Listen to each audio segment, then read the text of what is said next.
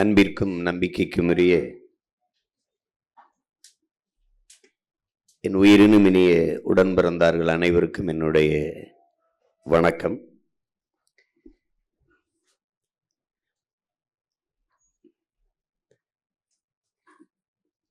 நமக்கு முன்னாடி இருக்கிற இரண்டு பெரிய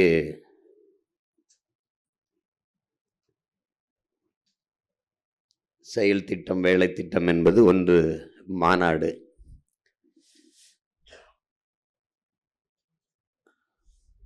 அதுக்கப்புறம் தேர்தல்.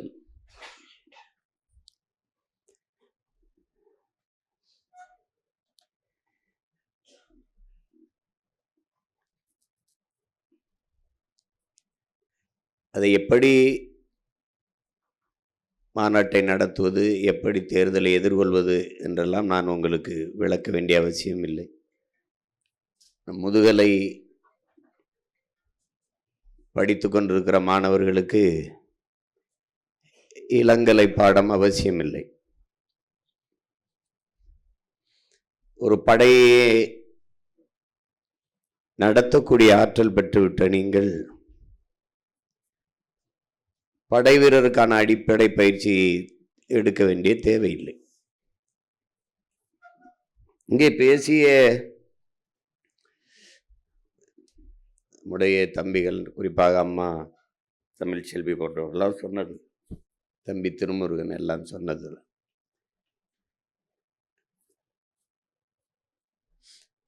நமக்குள்ள இப்ப இருக்கிற இந்த சிக்கல், நாம் பெரியவன் நீ பெரியவன்ங்கிறது இந்த தமிழ் சமூகத்தில் இருக்கிற ஒரு, அது நம் பரம்பரை நோய். அதை நீங்கள் எனக்கு முன்னாடி மிகப்பெரிய மருத்துவர்கள்லாம் இது செய்து தோற்றுருக்கார்கள். இதில் இந்த மருத்துவத்து இதில் வென்றது அப்படின்னா நம்மளுடைய பெரிய மருத்துவர் மட்டும்தான் வென்றிருக்காரு. யார் வெல்லலை. இப்போ இதில் இந்த சமூகம் எப்படி எங்கேயோ ஒரு சாபத்தை பெற்றிருக்குது. அது எங்கேன்னு தெரியல, எனக்கு தெரியல. இது என்ன அப்படி பார்த்தாலும் நம்ம முன்னோர்கள் யாரையும் அடிமைப்படுத்தி ஆண்டார்கள்ங்கிற செய்தி கூட நமக்கு இல்லை. நம்ம யாரையும் கொடுமைப்படுத்தணும், அடிமைப்படுத்தணும் இல்லை. தமிழ் பேசுனா நாக்கு அறுத்துருக்காங்க, சோதனை சாவடி வச்சுருக்காங்க, இந்த பகுதிகளெல்லாம் இந்த சாதி நுழையக்கூடாதுன்னு அப்படிலாம் நம்மளை ஆட்சி செஞ்சுருக்காங்க. உங்களுக்கு தெரியும் தானே. ரொம்ப பேரன்பும் பெருந்தன்மையும் கொண்ட வம்சாவளியில் வந்தவன் நம்ம. அதுவும் உங்களுக்கு வரலாற்றை வாசித்து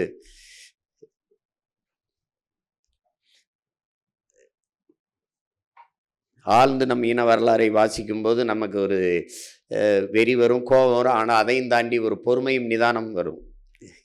எப்படி விட்டுறக்கூடாதரா வென்றன். அது மாதிரி இந்த இடத்துல என்ன,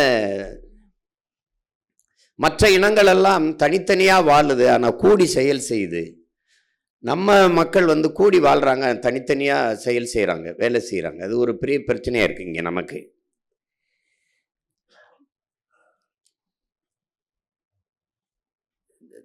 எனக்கு கிடைக்காதது அவனுக்கு, எனக்கு கிடைக்கலனாலும் பரவாயில்ல அவனுக்கு கிடைக்கணும் அப்படிங்கிற எண்ணம் இல்லாமல், எனக்கு கிடைக்காதது எவனுக்கும் கிடைக்கக்கூடாது அப்படிங்கிற ஒரு எண்ணத்தில் இந்த சமூகம் உருவாயிருச்சு. அது ஒரு பெரிய, அது எப்படி பார்த்தாலும் வியப்பு தான். என்னடா இப்படி ஒரு கூட்டத்தில் போய் நம்ம பிறந்திருக்கோம் அப்படின்னு. எதுவாகவும் ஒன்றா நிற்கல. இல்லை சாதியாவா அந்த கர்மத்திலேயாவது ஒன்றா நின்னமா இல்லை, இல்லை மதமாவா அதுலையாவது ஒன்றா நின்னமா இல்லை. சரி, எல்லாத்துக்கும் மேலானது இருக்கு மொழி, இனம், அதுலையாவது ஒன்றா நின்றோமா அதுலேயும் இல்லை. அதனால என்ன ஆகி போச்சு, மண்ணா போச்சு, ஒன்றும் இல்லை. இவன் வர்றான், இவன் மொழி சிறுபான்மைன்னு என்ன சொல்றது, பள்ளி கல்லூரி மருத்துவமனைக்கெல்லாம் அனுமதி பெற்றுக்கிறான். மொழி சிறுபான்மை அப்படின்னு, லிங்குஸ்டிக் மைனாரிட்டின்னு தான் எல்லா இன்ஸ்டியூஷனும் மெடிக்கல் காலேஜெலாம் ஆரம்பிச்சுக்கிறான், மருத்துவக் கல்லூரியெல்லாம்.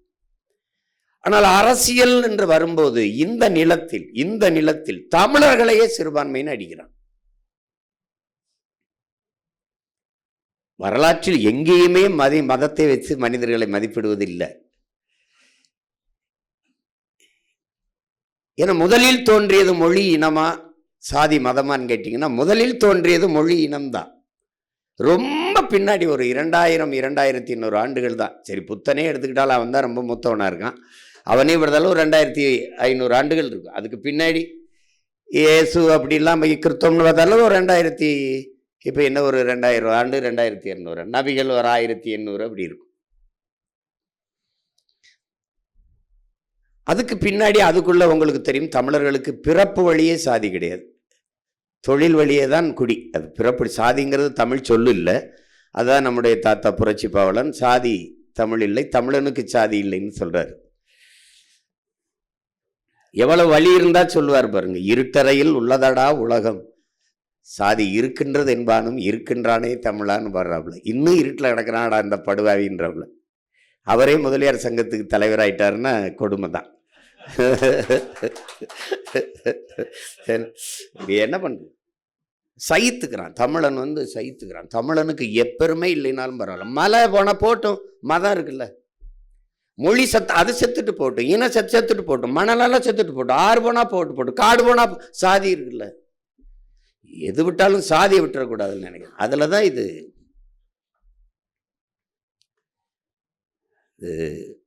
அதனால இந்த ஓர்மைப்படுத்த முடியல. சரி, வன்னியராவது ஒன்னா நின்னமா இல்லை, சரி பறையராவது ஒன்னா நின்னமா இல்லை, சரி முக்குளத்தோர்னாவது ஒன்னா நின்னமா அதில் இல்லை. அதனால என்ன ஆயிருதுன்னா, தமிழ் சமூகத்திற்கு ஓர்மை இல்லாதனால வலிமை இல்லை, வலிமை இல்லாதனால அரசியல் இல்லை, அரசியல் இல்லாதனால அதிகாரம் இல்லை. அதனால அது சொந்த நிலத்திலேயே அடிமையா இருக்கு. எவன் சைத்தான், எப்படி சைத்தான்? நீ ஒரு மொழி சிறுபான்மை இந்த நிலத்தில் தமிழர்களை நீ சிறுபான்மைன்னு சொன்னதை நம்பியிருக்கான் பாருங்க. இன்னைக்கு வரைக்கும் நம்பிட்டு இருக்கான் பாருங்க. இப்ப வரைக்கும் நம்பிட்டு இருக்கான். கிறிஸ்தவர் இஸ்லாமியருங்கிறது அவன் இருக்கான், இன்னைக்கு இருக்கான், இன்னைக்கு கிறிஸ்தவனா இருக்கான், நாளைக்கு இஸ்லாமிய மாறான், நாளைக்கு இந்துவா இருக்கான், நாளைக்கு கிறிஸ்தவனா மாறான். அதான் அவனுக்கு வழிபாடு என்பதும் உணவு என்பதும் உடை என்பதும் கல்வி தேர்வு என்பதும் அவரவர் உரிமை, அவரவர் விருப்பம். அதுக்கு தான் சுதந்திரம். இதைத்தான் நீங்க கும்பிடணும், இதைத்தான் செய்யணும் அப்படின்னு. உலகத்துல எவ்வளவு பெரிய கொடுமையான நாட்டில் இருக்கும் பாருங்க. மதம் அரசியல் செய்த அரசியல் என்பது பாருங்க, அரசியல் என்பது பாருங்க, ஒரு நாட்டில் குறிப்பிட்ட ஒரு மக்களுக்கு குறிப்பிட்ட ஒரு மொழி, குறிப்பிட்ட ஒரு இனம், குறிப்பிட்ட ஒரு சாதி, குறிப்பிட்ட ஒரு மதத்திற்கு இருக்க முடியாது. ஒரு நாட்டின் அதிகாரம் என்பது அந்த நாட்டுக்கானது. நாட்டுக்கானது என்றால் மக்களுக்கு மட்டுமானது அல்ல, அந்த நாட்டில் இருக்கிற மற்ற உயிரினங்கள், மரம், செடி, கொடி, ஆறு, அருவி, புல்லு, பூண்டு, ஈ, எறும்பு எல்லாவற்றுக்குமான அரசியல் பாதுகாப்பு தான் நாட்டின் பாதுகாப்பு. அதுக்குள்ளதான் மக்கள் இருக்காங்க. அப்போ ஒரு நாட்டின் ஒட்டுமொத்த குடிகளுக்குமான ஆட்சி ஒரு பொதுமையான அரசாட்சி, அதுதான் அறம் சார்ந்த ஆட்சி. ஒரு நாட்டில் ஒரே ஒரு ஒரு ஒரு ஒரு ஒரு வேளாண் குடிமகன் ஏழையா இருக்கான்னா அந்த நாடே ஏழை நாடுன்னு தான் மதிப்பிடப்படும்ங்கிறான். அப்படின்னா இந்த நாடு எவ்வளவு ஏழையான நாடுன்னு நீங்க யோசிச்சு பார்த்துக்கிறீங்க. இந்த நாட்டை நாடுனே கணக்கில் எடுக்க முடியாது. அப்படிப்பட்ட ஒரு ஆட்சி முறை இங்க நடக்குது. மதம் அரசியல் செய்து கொண்டிருக்கு, மதம் அரசாண்டுகிட்டு இருக்கு. காந்தியே சொல்றாரு, மதத்திற்கும் அரசுக்கும் 1000 கிலோமீட்டர் தூரம் இருக்கணும், அது வரவே கூடாது. அது ஒரு நாடு இந்த மதம் சார்ந்தவன் தான் வாழ வேண்டும் என்று எண்ணுது. ஒரு நாடு மக்கள் வாழக்கூடிய நாடா இருக்கணும். இந்த மதம் வாழக்கூடிய நாடா மாத்த நினைக்குது. அப்படி ஒரு அரசியல் போகுது.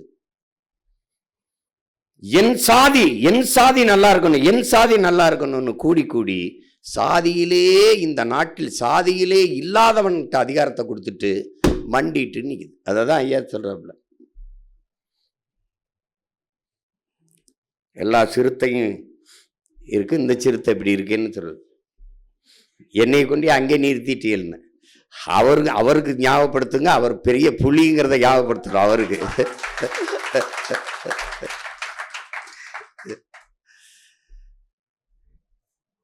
இதனால நாம் அந்த அரசியலை செய்ய வரல, நமக்கு அது அரசியல் இல்லை. உங்களுக்கு விளங்கப்படுத்தியிருக்கேன், இந்த மாநாட்டில் கூட தெளிவாக விளக்கப்படுத்துவோம். நம்ம அது பெரிய வகுப்பு. ஏன்னா நம்ம அரசியல் அப்படி இல்லை, நம்ம உலக பொதுமைக்கான அரசியல். உலகத்தில் இங்கே கன்னடர்கள் அவர்களுக்கு அரசியல் செய்வார்கள், தெலுங்கர்கள் அவர்களுக்கு செய்வார்கள், மலையாளிகள் அரசியல் அவர்களுக்கு செய்வார்கள். நம்ம நிலத்தில் தமிழர்கள் நாம் அவர்கள் எல்லோருக்கும் சேர்த்து செய்வோம். தமிழர்கள் நாம் எல்லாருக்குமான அரசியலை செய்வோம். ஏனால் நாம் மாநில நேயர்கள் அல்ல, உயிர்மை நேயர்கள், உலகை நேசிப்பவர்கள். அதனால்தான் கம்பன், கபிலன், இளங்கோ, வள்ளுவன் எல்லாம் உலகு உலகு உலகு என்று தழுவி பாடுகிறார். தமிழ் கூறும் நல்லுலகன் தான் பாருங்க, அப்படிதான் பாடுறான். அகர முதல எழுத்தெல்லாம் ஆதி பகவன் முதற்றே உலகு என்றுதான் பாடுவான். யாதும் ஊரே ஆவரும் கேளீர், இந்த உலகமெல்லாம் எனது ஊர் தான், வாழும் ஒவ்வொரு மானுடமும் என் உறவினன் என்று பாடுகிறது தமிழ்தான் பாடும். தமிழ்தான் பாடும். தமிழ் ஏன் அவள் பேரன்பின் தாய்.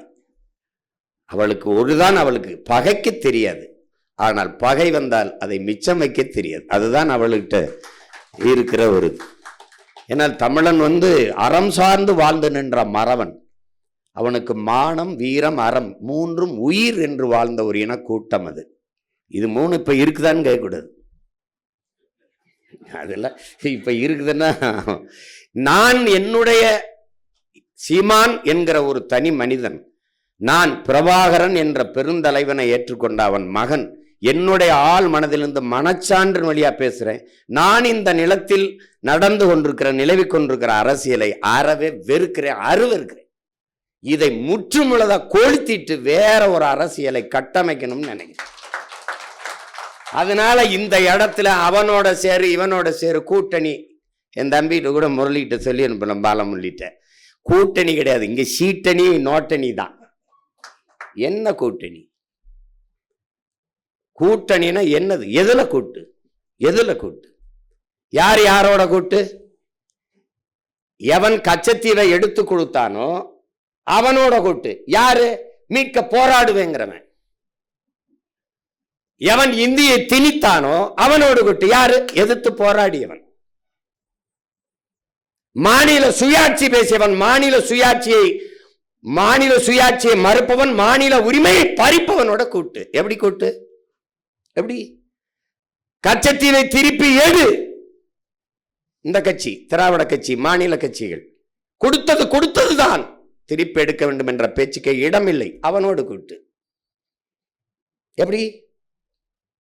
நீட்டு, அதை விலக்களிக்க வேண்டும், இவன் கூட்டு. நீட்டை நீட்டியவனோட கூட்டு. இது எப்படிப்பட்ட கூட்டு? ஒரு மாநில உரிமை, அதுல மிக முதன்மையானது நீர் உரிமை. அந்த உரிமை, என் மாநில நிலத்தின் வளத்தின் எல்லாத்தையும் நீ பகிர்ந்துக்கிற. நறுமணம் பெட்ரோலோ, மீத்தேன் ஈத்தேனோ, அல்லது அணு உலையில் வர்ற மின்சாரமோ, பழுப்பு நிலக்கரியில் வர்ற மின்சாரமோ எல்லாம் பகிர்ந்துக்கிறீங்க. நான் பொதுமையில் இருக்கேன், இந்தியனா இருக்கேன். ஆனால் அவரவர் நீர்வளம் அவரவருக்கு என்று அங்கங்க நின்னுகிற நீ. கர்நாடகா ஒன்னி நின்னுகிற, முல்லை பெரியார்ல நின்னுகிறான். இவன் முல்லை பெரியாற்று நதிநீர் உரிமையை காப்பாற்ற நம்ம போராடிட்டு இருக்கோம், அவன் ஈவேரா பெரியாரை காப்பாற்ற போராடிட்டு இருக்கான். அது ஒரு கூட்டம் கிடக்குது. ஆனா பகுத்தறிவுங்கிற சொல்லு எவ்வளவு கேவலமானதா ஆயிடுச்சு இவங்கள்ட்ட மாட்டிக்கிட்டுங்கிறது இப்பதான் பாக்குறவங்க. இந்த பெண்ணிய உரிமை, பெண்ணிய விடுதலை எல்லாம். ஆனால் எழுதி வை இந்த நிலத்தில் இவங்க பேசுற இந்த வெட்டு பெண்ணிய உரிமை பிரபாகர மகன் செருப்பாலே அடித்து தகர்க்கல. நீ பார்த்தே இரு, அவன் பேசிக்கிட்டே இருப்பான், நாங்க செஞ்சுக்கிட்டே இருப்போம். எங்க ஊர்ல திண்ணையில பேசிட்டு இருப்பாங்க, 4-5 பேர் உட்காந்து வெட்டி பேச்சா பேசி. அவங்க விலங்காப்பையை வெட்டி பேசி வாடா, நமக்கு காட்டில் 1008 வேலை கிடக்கு, போய் உழுவம்டா வாடான்னு கூட்டிப்பான் பாருங்க. அந்த வேலையை நாங்க செஞ்சுக்கிட்டு இருப்போம், அவர் உட்காந்து கருத்து சொல்லிட்டு இருப்பான். ஒரு எண்ணத்தை கண்ணையானா சமாளிக்கலாம், ஒவ்வொருவரும் எண்ணத்தை கண்ணையாவா இருக்கான். எண்ணத்தை போய் எண்ணத்தை அது. அதனால ஆழ்ந்து பார்க்கும்போது இது கொஞ்சம் வலியானது தான். இவங்க இதோட கூட்டு. இவன் ஊழல் செய்து விட்டாருன்னு கைது பண்ணி உள்ள போடுவான், நல்லா கவனிக்கிறீங்களா? அவன் நடவடிக்கை எடுப்பான். கடைசியா ஊழல் செய்த கட்சியோட அவன் கூட்டணி வைப்பான், இவனும் மானம் கட்டு போய் அவனோட கூட்டணி வைப்பான். இப்படி ஒரு கூட்டணி, இதுக்கு பேரு கூட்டணி. இதுல எந்த கூட்டணி வெல்லும் என்ற விவாதம் வேற. வாக்குக்கு காசு கொடுத்து வாக்கை வாங்கிவிட முடியும் என்கிற ஒரு அமைப்பு எவ்வளவு அருவருக்கத்தக்கது, எவ்வளவு அருவருக்கத்தக்கது. அப்ப வாக்குக்கு காசு கொடுத்தால் வாக்கை வாங்கி கொள்ளலாம் என்கிற நிலை இருக்கும் போதே மக்களுக்கு சேவை சேவை என்ற சொல் செத்துருது. அந்த நாட்டில் உண்மை, நேர்மை, எளிமை, தூய்மை என்கிற நிர்வாகம் என்பது கனவிலும் இருக்காது. என்ன காமராஜ் 9 வருஷம் நம்ம தாத்தன் இருந்தான், அவங்க காலத்துல அது சிறப்பு. இன்னைக்கு அவங்க பேரம்பிள்ளை காலத்துல நமக்கு 5 ஆண்டு 10 ஆண்டு இருந்தா உலகத்தின் தலை சிறந்த நாடா நம்ம மாற்றி படைக்க முடியும். நீ அதே தான் நீ 50 வருஷமா பேசிட்டு இருக்க, காமராஜ் ஆட்சி காமராஜ் ஆட்சின்னு. ஏன் அதுக்கு பின்னாடி வந்தாலும் காவாலி பயில் ஆயிட்டான். உங்களுக்கு புரியுதா? அவனுக்கு இங்க நல்ல நோக்கம் இருக்கணும், அறிவு, கல்வி, அதெல்லாம் அதெல்லாம் அவ்வளோ படிச்சிருக்காரு இவ்வளவு, அதெல்லாம் இல்லை. நோக்கம் இருக்கா, உயர்ந்த எண்ணம் இருக்கா? என்ன பணக்காரனா இருந்தா தான் சேவை செய்ய முடியுங்கிறியா? பாஞ்சாலங்குறிச்சின்னு படம் எடுக்கும்போது நான் அப்போ ஒரு காளையார் கோயில் கோபுரத்தை எடுத்து போடணுன்னு அந்த சின்னவனே தென்னவனே அந்த பாட்டு ஒன்று இருக்கும், அதில் ஒரு பாட்டு இருக்கும். அதில் ஒரு பாட்டு எங்கள் பாட்டன் மருதுபாண்டி 2 பேரும் இது இப்போ ஒரு ஆலியார் அணைக்குள்ள வச்சு சிலையாக போட்டு எடுத்துட்டேன். கோபுரத்தை ஒரு காட்டிடணும்னு நினச்சி இங்கேருந்து போகிறேன் கோபுரத்துக்கு காட்சி எடுக்கிறது.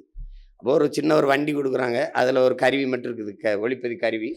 நானும் ஒளிப்பதிவாளர் ஒரு தம்பியை, ஒளிப்பதிவோட ஒரு உதவியாளர் போய் எடுக்க போகிறோம். சொந்த ஊர் தான், வீட்டில் போய் கூட சாப்பிட்னா போயிட்டு உடனே திரும்பணும்னு உடனே எடுத்துகிட்டு அதிகாலையில் சூரியன் கிளம்பி அப்படி வரும்போது அங்கே நிற்கும் போது எடுத்துக்கிட்டு வரணும். அப்படியே எடுத்துகிட்டு திரும்பி வரோம். வரும்போது ஒரு கோயில், ஒரு குளம், ஊருக்கு பக்கத்தில் ஒரு குளம் இருக்குது. அதில் போய் அந்த மண் இப்படி எடுத்து வேப்பங்குச்சி இதெல்லாம் ஒடிச்சு பல் விளக்கிட்டு முகத்தை கழுவிட்டு அப்படியே போகிறோம். போயிட்டு இருக்கும்போது ஒரு அம்மா அப்படி இந்த கரையில் சாப்பாடை கொண்டுக்கிட்டு போகுது. ஒரு அம்மா, எனக்கு பாருங்கள் எவ்வளோ ஆளாகி இன்னும் அந்த தாய் கண்ணுக்குள்ளே இருக்கா. அப்படி போயிட்டு இருக்கும்போது எந்த ஊருப்பா என்னப்பா அப்படின்னா, இந்த மாதிரி வந்தம்மா அப்படி போகிறோம். இப்போ பல்லு விளக்கிட்டு இப்படி போறிய வாய் விழிச்சிட்டு சாப்பிட்டீங்களாப்பா அப்படின்னு கேட்குது அந்த அம்மா. எங்கள் ஊர் பாருங்க. அப்போ இல்லை இவ்வளவுக்கு வறண்ட நிலம், நாங்கள் சிவகங்கைக்காரன், மண் வறண்டு இருக்கு, மனசு எவ்வளோ ஈரமாக இருக்கு பாரு. ஏயா சாப்பிட்டீங்களா யாருன்னு? இல்லைம்மா நான் போகும்போது அங்கிட்டு. இனிமே போய் எங்கேப்பா 9-10 மணி ஆகிப்போச்சா, பசிக்க கறக்கமாக இருக்குமே, வாங்க உட்காருங்க, இப்படி உட்காருங்க போடலாம். அப்போ ஒரு சட்டியில் பழைய சோறு வெஞ்சன் அதெல்லாம் வச்சுருக்கம்மா. இது காட்டில் உழுதுகிட்டு இருக்காங்க உங்கள் அப்பா, அவருக்கு தான் எடுத்துக்கிட்டு போய்கிட்டு இருக்கேன். இப்போ நீங்கள் எங்களுக்கு கொடுத்துட்டு அப்பா பசி இருப்பா. அது ஒன்றும் இல்லை, அந்த ஆள் பசி பொறுக்கும், நான் வீட்டில் திருப்பி போய் ஒரு அட்டை எடுத்துக்கிட்டு போயிடுவேன். எப்படி இருக்கு பாருங்க. இப்போ இதை விட இன்னும் ஒரு இது இருக்குது பாருங்க. சாப்பிட்டு இப்போ எங்கிட்ட பெருசாக ஒன்றும் பணம் இல்லை, அன்னைக்கு இதில் ஒரு 100 ரூபா ஏதோ இருந்தது, 100 ரூபா. அதை எடுத்து அம்மா இதை வச்சுக்கிறீங்களான்னு. ஆத்தாடி என்னையா நீ, இப்போ நீ உங்கள் அம்மாவுக்கு தினம் சாப்பிட்டு காசு கொடுத்தா போவியாயா அப்படின்னு கேட்டா பாருங்க ஒரு கேள்வி. இதான் எப்படி இருக்கு பாருங்க, எவ்வளோ காலம் ஆயிடுச்சு இன்னும் நினைவு வச்சிருக்கேன் பாருங்க. ஒன்றும் வேணாம் ஐயா, இதெல்லாம் நீ என்ன என் பிள்ளைக்கு சாப்பாடு போட்டதில் எனக்கு என்ன காசு கொடுக்குற, நீ அதெல்லாம் வேணாம், ஒன்றும் இல்லை. நீ ஒன்று எந்த நாடு தசைக்கு போனாலும் எவ்வளோ பெரியானாலும் உனக்கு இங்கே ஒரு ஆத்தா இருந்தேன் அப்படின்னு நினைவில் வச்சுக்க, அது போதும்ட்டா. இன்னைக்கு நினைவில் வச்சிருக்கேன் பாருங்க. இங்கே எங்கே கல்வி இருக்கு, இங்கே என்ன இருக்குது? அவள்கிட்ட ஒரு அறம் இருக்குது, இரக்கம் இருக்குது, கருணை இருக்குது, அன்பு இருக்குது, நல்லது செய்யணும்னு அந்த எண்ணம் இருக்கிறவன்ட்ட நாடு இருந்தா நாடு சரியாய். நம்ம தாத்தா சொல்லலையா, எழுத பறிக்க தெரியாதவன் ஏறு விட்டி சோறு போட்டான், எல்லாம் படித்தவன் நாட்டை கூறு போட்டான், அவன் சோறு போட்டான், அவன் கூறு போட்டான். இவன் இப்போ அதான் பண்ணிக்கிட்டு இருக்கான். ஒரு நாடு நமக்கு கற்பிக்குது, ஜிடிபி வளருது, அது அப்படி போகுது இப்படி போகுதுன்னு. இங்கே பாருங்க, நான் ஒன்று கேட்குறேன் உங்ககிட்ட. வேளாண் குடிமக்கள் கடனை தள்ளுபடி செய்து ஒரு அரசு தள்ளுபடி செய்து, எப்படிப்பட்ட அரசு ஆட்சி நடக்குது பாருங்க. வேளாண் குடிமகன் ஏன் கடனாளி ஆகிறாங்கிற கேள்வியை தமிழ்நாட்டில் நாம் தமிழர் கட்சி அவன் சீமானும் அவன் தம்பி தங்கையிலும் தவிர யாரும் எழுப்பல. ஏன் அவன் கடனாளி ஆகிறான்? யார்கிட்ட பதில் இருக்கு? நீங்க தான் சொல்லுங்களேன். மாணவர் கல்வி கடன் தள்ளுபடிங்கிற செய்தியை படிக்கிறீங்க. இப்ப தேர்தல் அறிக்கையில் அதிகமா படிப்பீங்க. கல்வி கடன் சரி, கல்வி ஏன்? கல்வியை நான் மாணவன், கல்வி மானுட உரிமை, கொடுக்க வேண்டியது அரசின் கடமை. அதை நான் கடன் வாங்கி படிக்கிற நிலைமைக்கு தள்ளியது. நான் ஒரு நாட்டின் வளத்திலே ஆகச்சிறந்த வளம் அறிவு வளம். அந்த அறிவு வளத்தையே நான் கடன் வாங்கி படிக்கிற நிலைமைக்கு தள்ளியவன் பதில் இல்லை. சரி, என்னுடைய கல்வி கடனை ஒரு தடவை தள்ளுபடி பண்ணிட்டேன். அப்ப மறுபடியும் அதை மாத்திரமா மறாண்டு மறுபடியும் தள்ளுபடி. எப்படி தள்ளுபடி? இந்த தள்ளுபடி என் கடனை தள்ளுபடி பண்ணிட்டேன். வேளாண் குடிமகன் ஏன் கடனாளி ஆகிறான்? ஏன்னா எவனும் உற்பத்தி செய்யற பொருளை அவனே விலையை தீர்மானிக்கிறான். வேளாண் குடிமகன் விளைவிக்கிற உற்பத்தி செய்யற பொருளுக்கு அவன் விலையை தீர்மானிக்க முடியல, வாங்குறவன் தீர்மானிக்கிறான். அதனால அவன் இழப்புல இருக்கான், கடன் ஆகுது. அப்ப வேளாண் குடிமகன் தள்ளுபடி ஆகிறான். ஒரு நாட்டில் வேளாண் குடிமகன் கடனாளி ஆயிட்டா அந்த நாடு நாடான்னு வச்சுப்பாரு. அது என்ன, சிகரெட்டு விற்கிறவன், புகையிலை விற்கிறவன், சாராயம் விற்கிறவன், கார் விற்கிறவன், செல்போன் விற்கிறவன் எல்லாரும் பணக்காரனா இருக்கும்போது எல்லா பயலுக்கும் சோறு போடுற உயிர் உணவாக இருக்கிற உணவை தருகிற, உயிர் தேவையா இருக்கிற உணவை தருகிற உழவர் குடி எப்படி கடனாளி ஆகிறான்? யார்கிட்ட பதில் இல்ல. வேளாண் குடிமகன் கடன் தள்ளுபடி, மாணவர் கடன் தள்ளுபடி, நீ வாங்கின 10 லட்சம் கோடி கடனை யாரு தள்ளுபடி செய்வார்? எப்படி இருக்கு பாருங்க. ஒரு நாடு 196 லட்சம் கோடி கடனை தொட்டுட்டு அந்த நாடு ஜிடிபியில நான் வளர்றேங்குது. என்ன வளர்ற? கடன்ல வளர்ற. இந்த கடன் பட்டார் நெஞ்சம் போல் கலங்கினால் இலங்கை வேந்தம்மா. கடன் வாங்கிட்டா அந்த மனிதன் நிம்மதியா வாழ முடியாது. ரோட்ல துண்டை போட்டு எப்ப இழுப்பானோ முச்சந்தியில, எங்கே கதவை தட்டுவானோ, நல்ல தூங்க முடியாது. ராத்திரி விடிய காலத்துல கடங்கார போய் கதவை தட்டிடுவானோ, ராத்திரி தட்டிடுவானோன்னு இருப்பான் பாருங்க, பதட்டத்திலே இருப்பான். அந்த மாதிரி இந்த நாடு. ஒரு நாடு கடன் பெற்றுச்சுன்னா அது பொருளாதார அடிமையாயிருது. பொருளாதார அடிமையானால் அந்த நாடு பெற்றிருக்க விடுதலை கிடையாது. எப்படி கொண்டே நிறுத்தி வச்சிருக்கான் பாருங்க. இப்ப நாம எப்படி பண்றது? 10 லட்சம் கோடி கடனை கட்டிடுறோம். எப்படி கட்டுறோம்? வட்டி மட்டும் 1 லட்சம் கோடி கட்டுது. நம்ம எப்படி கட்டுறோம்? ஏற்கனவே ஆட்சியில் இருந்த எல்லாரையும் தூக்குறோம், எடுத்து அதுல சித்தப்பா இருந்தார், பெரியப்பா இருந்தார், மாமா இருந்தார், மச்சா இருந்தார். போய அதுக்குன்னு நான் ஆள் வச்சிருக்கேன். என் தம்பி பூமி மாதிரி, எதை பத்தியும் கவலைப்படாது, போய ஏதோ பண்ணிட்டாங்க. அந்த கூட்டத்துல நல்லா எல்லாம் அருமையா இருக்கு, நாங்க உள்ள நுழைஞ்சோம், உங்க ஆளுக விடலைன்னு பத்திரிகையாளர்களான்னு. நம்ம எல்லாரையும் மதிச்சுதான் பண்ணுவோம். அப்ப தெரியாம நடந்துருச்சு, மன்னிச்சுக்கிறேங்க. அந்த மாதிரி ஆளுகளை வச்சு வாயா, அன்னைக்குதான் உண்மையிலே பச்சை மட்டைக்கு வேலை இருக்கு. வச்சு வெளுத்தா ஏன்னா இந்த குவாரி ஓனர்னு இருந்தவங்களாம் யாரா, இந்த மணல் குவாரி ஓனர்லாம் யாரா, தூக்குடா வச்சு வெளுத்தோம்னு வச்சுக்கிறோங்க, செட்டில் ஆயிரும்.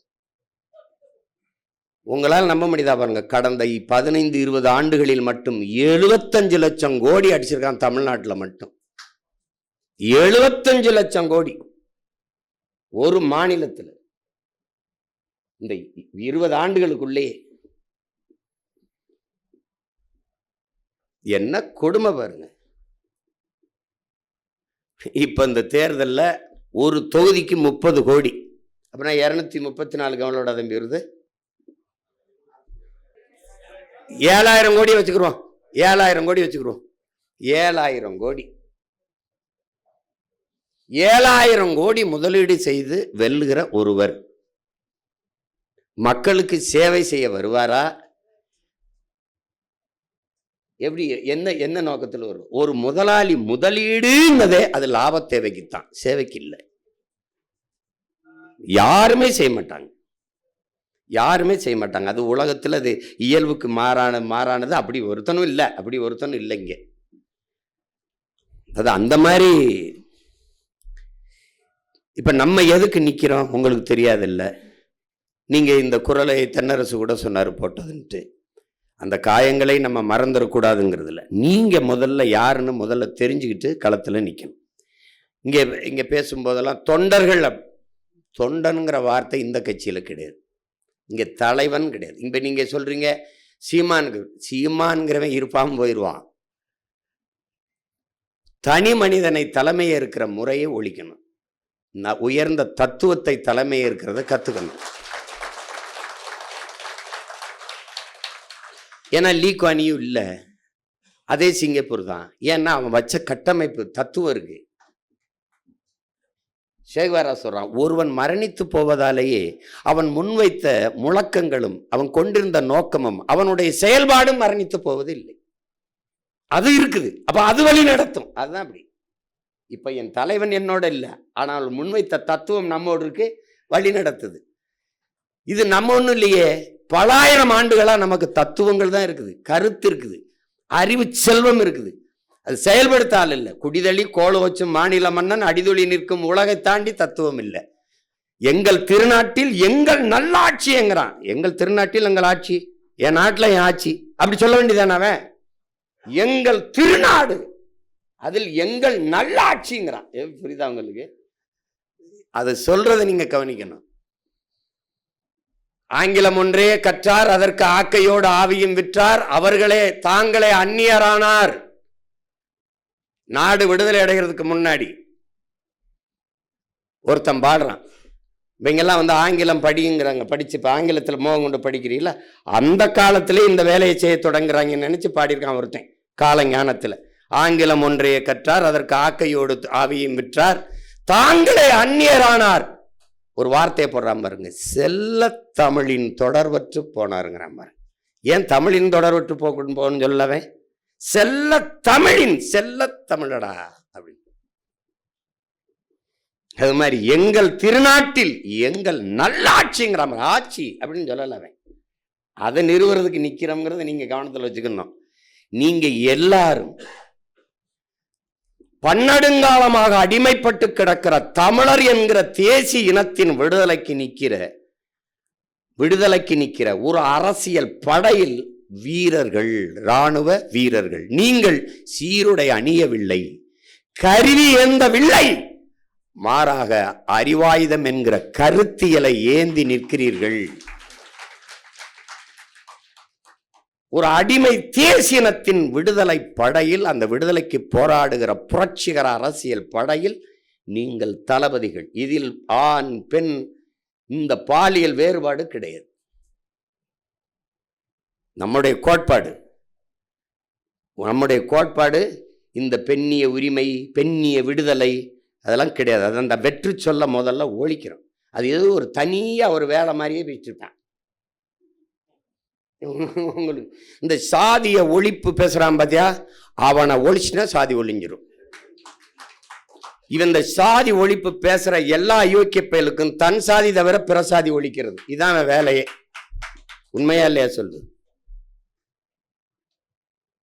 அதை ஏண்டா அதை கடக்கணும்டா, கடந்து நடக்கணும்டா. இங்க நின்னுக்கிறது, ஐயோ நாத்தம், ஐயோ நாத்தம், ஐயோ நாறுது, ஐயோ நாறுது. கர்மம் பிடிச்சவனை இறங்கி கூட்டி அங்கிட்டு போடு, இல்லைன்னு நடந்து அங்கிட்டு போய் தொலை. இங்கே நின்று நாறுதுன்னு பேசிருப்பான். ஒரு புரிதா? இந்த நாத்தம் பிடிச்ச பேரால தான் நாடு இப்படி. நீங்க செய்யறது என்ன செய்யறதுன்னே தெரியாம, இப்ப நான் வரும்போது என்ன செய்யறதுன்னு தெரியாம வந்தேன். என்ன செய்யறதுன்னு தெரியாம அங்க வண்டியில் ஏறி வரும்போது வரைக்கும் குழப்பம்தான். இங்க வந்து இறங்கியும் குழப்பம்தான். இப்படி என்ன செய்யறது ஒரு படபடப்பு நெஞ்சுக்குள்ள இருந்துகிட்டே இருக்கும். ஆனா ஒன்று மட்டும் சொல்லி விட்டாப்ல, நான் என்ன போய் செய்யறதுன்னு வந்து, நீங்க போய் இறங்குங்க, உங்களுக்கே தெரிய வந்துடும் என்ன செய்யறதுன்னு, அதை செய்யுங்க. என்ன இப்போ இறங்கும்போது நான் கூட பல தடவை சொல்லியிருக்கேன், நான் என் வீட்டு வாலி விழுந்துருச்சுன்னு தான் கிணத்துக்குள்ள குதிச்சேன் எடுக்க. மூழ்கி போகும்போது தெரியுது என் பரம்பரையே உள்ளதான் கிடக்குது அப்படின்ட்டு. அப்புறமா தான் தெரிஞ்சு, முதல்ல என் இனத்தை கொண்டு விட்டான், என் இனச்சாவு இப்படி பண்ணிட்டாங்களே, நம்ம விடுதலை கனவை அப்படின்னு தான் இறங்கினேன். ஆனா அப்புறமா தான் தெரியுது, இவன் எல்லாமே திட்டமிட்டு என் பரம்பரையை அவன் அழிச்சிருக்கான். என் மொழியை அழிச்சு, என் இனத்தை அழிச்சு, என் வரலாற்றை மறைச்சு, என் இலக்கியத்தை ஒழிச்சு, என் வழிபாட்டை அழிச்சு, மொத்தமாவே என்னை முடிக்கிறேன்னு திட்டமிட்டு தான். இது வலுவா நின்றுட்டு இந்த வேறு எங்கடா இருக்குன்னு பார்த்தா அது வேறா இருக்கு, வெட்டா அப்படின்னு முடிவு. புரியுதுன்னு நினைக்கிறேன். ரொம்ப போட்டு குழப்பிக்காத. உன்னை கேட்பான், என்ன அவரு? டேய், ஒரே ஒரு கேள்விதான். உலகத்தின் தலை சிறந்த மொழி மட்டுமல்ல, முதன் மொழி என் தாய்மொழி தமிழ். அதை எந்த மொழியில் ஆய்வறிங்கன்னு மறுக்க முடியாது, எந்த தொல்பொருள் ஆய்வறிங்கன்னு மறுக்க முடியாது. இதைத்தான் நம்ம தாத்தா காகிதம் இல்லத்தவர்களும் சொல்றாங்க, எவனும் மறுக்க முடியாது. நன்கு கட்டமைக்கப்பட்ட உலக மொழிகளின் முதன்மையானது தமிழ். சீர், சந்தம், யாப்பு, அசை, தொடை, இப்படி நன்கு கட்டமைக்கப்பட்ட உலக மொழிகளில் ஒன்று. எம்மொழியின் துணையுமின்றி தனித்து இயங்கக்கூடிய ஒரு மொழி உலகத்தில் உண்டென்றால் அது தமிழ். அதனால உயர் தனிச்ச மொழி. மற்ற மொழியெல்லாம் வேற மொழியிலிருந்து சொற்கள் கடன் வாங்கணும், ஆனா எனக்கு இருக்கு, நான் பயன்படுத்துறது இல்லை. ஜன்னல்ங்கிறோம், சாளரம்னு இருக்குது இல்லையா? இப்ப இது மைக்குன்றோம், ஒளி வாங்கின்னு இருக்குது. எனக்கு எல்லாத்துக்கும் சொற்கள் இருக்கு, நம்ம பயன்படுத்துறதில்ல. அப்படிப்பட்ட மொழி. ஆகச்சிறந்த இலக்கியங்களை எங்கள் தாய்மொழியே கொண்டிருக்குது. எல்லா சமயங்களுக்குமான காப்பியங்களை கொண்டிருக்குது. அப்படிப்பட்ட ஒரு மொழி. நீ நினைச்சு பாரு, இன்னைக்கு முதுகலையில் ஆய்வமானவன் கூட குறை சொல்ல முடியாது என்னுடைய குரலை. எழுசீர்ல சொற்பிழை இல்லை, எழுத்து பிழை இல்லை, பொருள் பிழை கிடையாது. எங்க அவன் என்னங்க இப்படி எழுத்து பிள்ளையா பாடியிருக்கா, அப்படி பொருள் பிள்ளையா பாடியிருக்கா, கம்பன் என்னங்க இப்படி பாடியிருக்கா, பாட முடியும், சொல்ல முடியாது. அதுல நீ என்னத்தை வியக்கணும், எதை கண்டு பார்க்கணும், எதை இப்படி யோசிக்கணும், அவனுக்கே வேண்டா தமிழ் படிப்பிச்சு கொடுத்துருப்பான். இவ்வளவு செழுமையான இலக்கியத்தை நெறியை ஒருத்தன் படைக்கிற அளவுக்கு அவனுக்கு எப்படா இவ்வளவு புலமை வந்தது? அதை பார்த்தீங்கன்னா அவனை அதை தேடி போனீங்கன்னா 5000 ஆண்டுகளுக்கு மூத்த இலக்கண நூல் தொல்காப்பியம்னா அவனுக்கு இவன் படிப்பிச்சிருப்பான். அப்படி தேடி போனீங்கன்னா அவனே என்பனார் புலவர்னு 100 இடத்துக்கு மேல சொல்றான். என்பனார் புலவர் அவனே. அவனுக்கு முன்னாடி எனக்கு முன்னாடி நிறைய பேர் இருந்திருக்காண்டாங்கிறான் அவனே. அந்த மொழியை என் உயிர் மொழியை, என் தமிழை சனியன் ஒளி என்று சொல்றாங்க. அத ஒரு கேள்வி நமக்கு வருது. இத தெலுங்குல என்ன இருக்கு? ஒளி. கன்னடத்துல என்ன இருக்கு? சனியன் ஒளி. இது மலையாளத்தில் என்ன இருக்கு? கர்மாத ஒளிச்சு விடு. அப்படி சொல்லிட்டு ஒருத்தன் உயிரோட நடமாடி இருக்க முடியுமாங்கிற கேள்வி நீ எழுப்பாக்கணும். தமிழ்ல என்ன இருக்கு? சனியன், அத ஒளி. அது ஒரு காட்டு மிராண்டி மொழி. அதை படிச்சா வேலை கிடைக்குமா? அந்த தமிழா உன்னைய படிக்க வச்சது தாய்ப்பால் பைத்தியங்களை. எப்படி இருக்கு பாருங்க. அதை படித்தால் பிச்சையோட எடுக்க முடியாது. இதுதான், இது ஒருத்தருடைய கருத்து. திருப்பி தமிழர் அரசு என்று பேசுவதெல்லாம் இன எழுச்சிக்கு எதிரானது. உங்ககிட்டே கேட்கிறேன், இது எந்த இன எழுச்சிக்கு எதிரானது? தமிழர் அரசு என்றெல்லாம் பேசுவது இன எழுச்சிக்கு எதிரானது என்றால் எந்த இன எழுச்சிக்கு எதிரானது? நீங்க சொல்லுங்க. அப்படின்னா எப்படி? அப்ப தமிழர் அரசு என்று பேசுவது இன எழுச்சிக்கு எதிரானது என்றால் தமிழர் அரசு என்று பேசுவது என் இன எழுச்சிக்கு உரித்தானது, உரியது. அதான் நாங்க பேசுறோம். இப்ப புரியுதா உங்களுக்கு? எவன் என்னுயிர் தமிழ் சனியன் அதை ஒளி என்று சொன்னானோ அவனை ஒழிக்கணும். இவ்வளவுதான் கோட்பாடு. போட்டு அப்படி சொல்றார், இப்படி சொல்ற. அவனுக்கு எதையுமே அறுக்கணும், தாலி அறுக்கணும், கற்பப்பையா அறுக்கணும். இது ஒரு சீர்திருத்தம். எப்படி இது ஒரு சீர்திருத்தம்? திருமணமே பண்ணிக்கொள்ளக்கூடாது, குழந்தை பிறனா பெத்துக்க. Enjoyment without responsibility. எந்த பொறுப்பும் இல்லாம நீ உன்னுடைய ஆசையை தீர்த்துக்கிட்டு போ. இது சமூக சீர்திருத்தம். இதை ஏற்றுக்கு பாருங்க ஒரு தமிழ் சமூகம். நீ ரொம்பவெல்லாம் கோட்பாடு வச்சுக்காத. தகப்பன் என்பவன் உனக்கு பெத்தவனா இருக்கணும், தலைவன் என்பவன் உன் ரத்தவனா இருக்கணும். இங்க பார், தகப்பனையும் தலைவனையும் கடன் வாங்க கூடாது. அது தன்மான இழப்பு. டேய், எங்க அப்பன் கருப்பா இருக்கிறான், அம்மத்தலம்பா இருக்கு, குள்ளமா இருக்கான், அடுத்த வீட்டுக்காரன் உயரமா இருக்கான், வெள்ளையா இருக்கான், அதனால அவனை அப்பன்னு சொல்ல முடியாது. அது எவ்வளவு மான இழப்போ அப்படி ஒரு இழப்பு. எனக்கு என்னடா கன்னடன் தலைவனா இருக்கிறது? என் ரத்தத்திலே, என் இனத்திலே ஆயிரக்கணக்கான ஆன்றோரும் சான்றோரும் இருக்காண்டா. இங்க என்னடா செக்கு யுத்தவனை விட சிறந்த தலைவன் இருக்கானடா. அயோத்திதாசன், ரெட்டமலை, MC ராஜாவை தாண்டி தலைவன் இருக்கானடா. ஜீவானந்த சிங்காரவேலரை தாண்டி தலைவர் காணா எனக்கு? சொல்லு, நீ சொல்லு. நீ என்ன பெரியார்னா? அங்க ஈழத்து பாவேந்தன் புதுவை ரத்னதரை பேசியிருக்க. அங்க ஈழத்துல ஈழ விடுதலையை முதலாக ஆதரித்து பேசிய தமிழ் பெரியார் யாரு? பெரியார் கியாபே விஸ்வநாதன் நம்ம தாத்தா பேசியிருக்காப்ல. சொல்லுங்க தம்பி, நீ நீ இங்க இவர பெரியார் இருக்கா? யார உங்க ஐயா ஈவேராவ? அவரு ராஜாஜி இருக்காருல்ல, ஆரிய எதிர்ப்புப்பா, ஆரிய எதிர்ப்பு. ராஜாஜியை பெரியார், யாரு? ராஜாஜியை பெரியார் எழுதியிருக்காப்ல. இப்ப எந்த பெரியார்? நம்ம பெரியாருப்பா.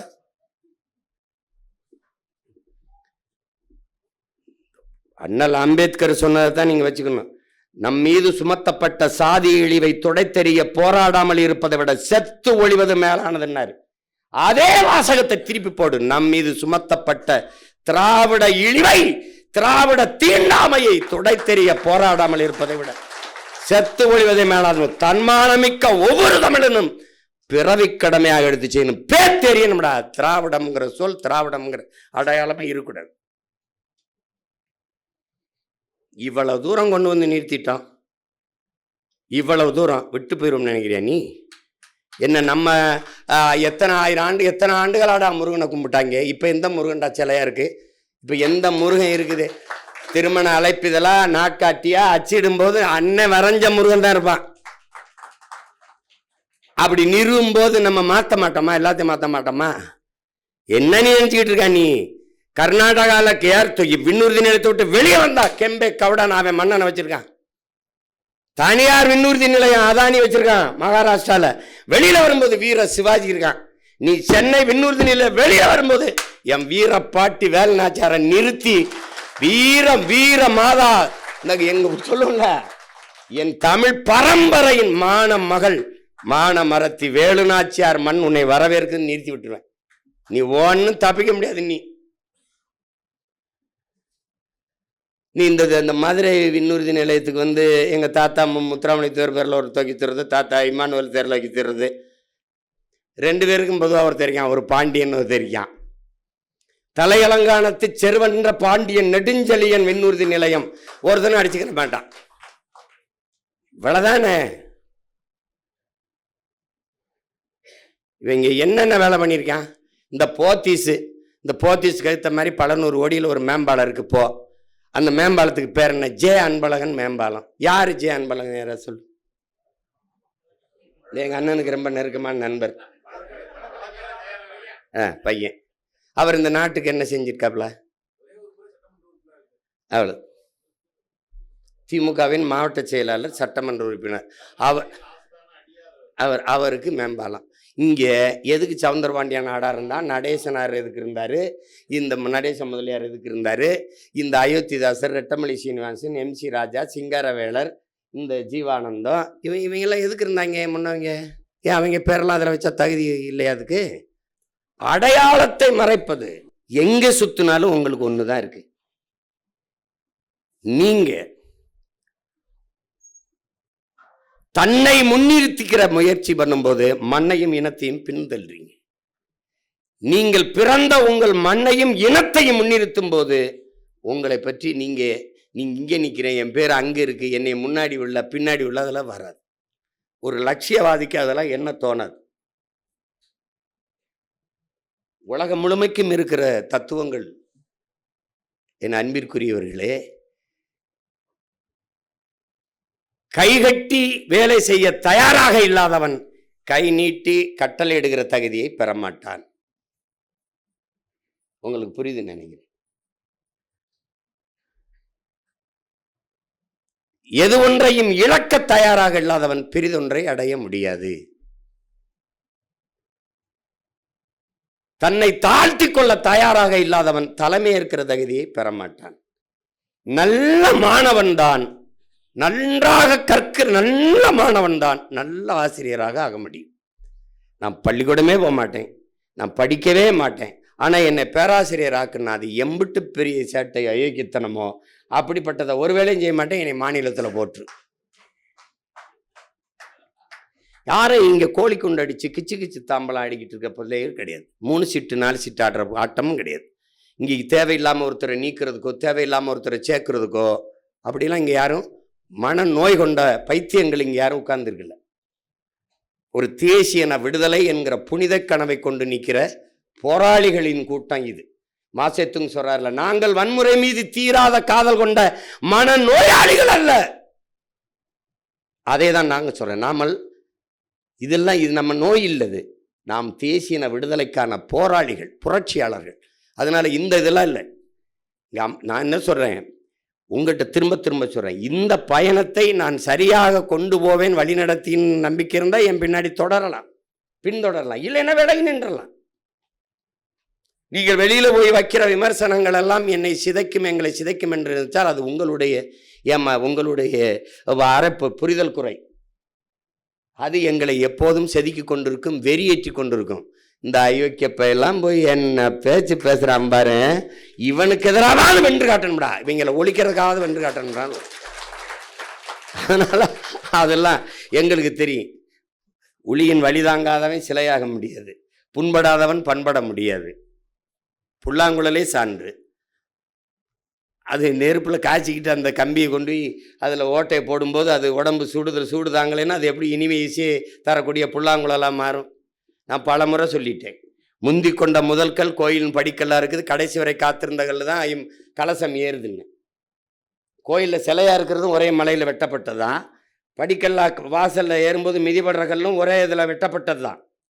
அப்போ என்ன பண்ணுது, கோயில் நட சாத்திட்டு போன பிறகு, குருக்கள் போன பிறகு, இந்த வாசலில் கிடக்கிற கல் அந்த உள்ளே இருக்கிற சிலை இருக்கிற கல்லுக்கிட்ட பேசுது, டே மச்சான், 2 பேரும் ஒன்றா தானடா ஒட்டி இருந்தோம், ஏன்னா என்ன போகிற வரலாம் மிதிச்சிட்டு போகிறான், உடனே விழுந்து விழுந்து பாலாபிஷேகம் பண்ணுறான், நெய் அபிஷேகம் பண்ணுறான், விழுந்து மாலையை போடுறான், விழுந்து விழுந்து கும்பிட்றானடா, எல்லாரும் உன்னை வணங்குறான், என்னை மிதிக்கிறானடா, என்னடா கொடுமைன்றான். அதெல்லாம் ஒன்றும் கொடுமை இல்லை மச்சான். நீ அந்த மலையில் ஒன்றா தாண்டா ஒட்டிக்கிட்டு கட்டிக்கிட்டு தாண்டா இருந்தோம், அவன் 2 அடி அடித்தவொன்னே டப்புன்னு நீ விழுந்துட்டாடா, வழி தாங்காமல் கீழே விழுந்துட்டா, உன்னை தூக்கி கீழே போட்டு மிதிச்சுக்கிட்டு இருக்கான். நான் பாடுறா, அப்படியாடா, இந்த மூக்கு இருக்கு பாடுறா மச்சான், இதுக்கு 3000 அடி வாங்கியிருக்கேன்டா. இந்த கண்ணு பாடுறா, கணக்கில்லாத அடிடா, கணக்கில்லாத அடி.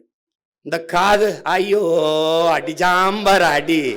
அது மாதிரி இந்த உடம்புல பாடுற அந்த கை காலு வலி, உடம்பு பூரா வலிடா மச்சான். அந்த ஊழியின் வழிதாங்கி நான் நின்னதுனால மக்கள் வழிபடுற இடத்துல இருக்கே, நீ வழிதாங்காம விழுந்ததுனால மிதிபடுற இடத்துல இருக்க.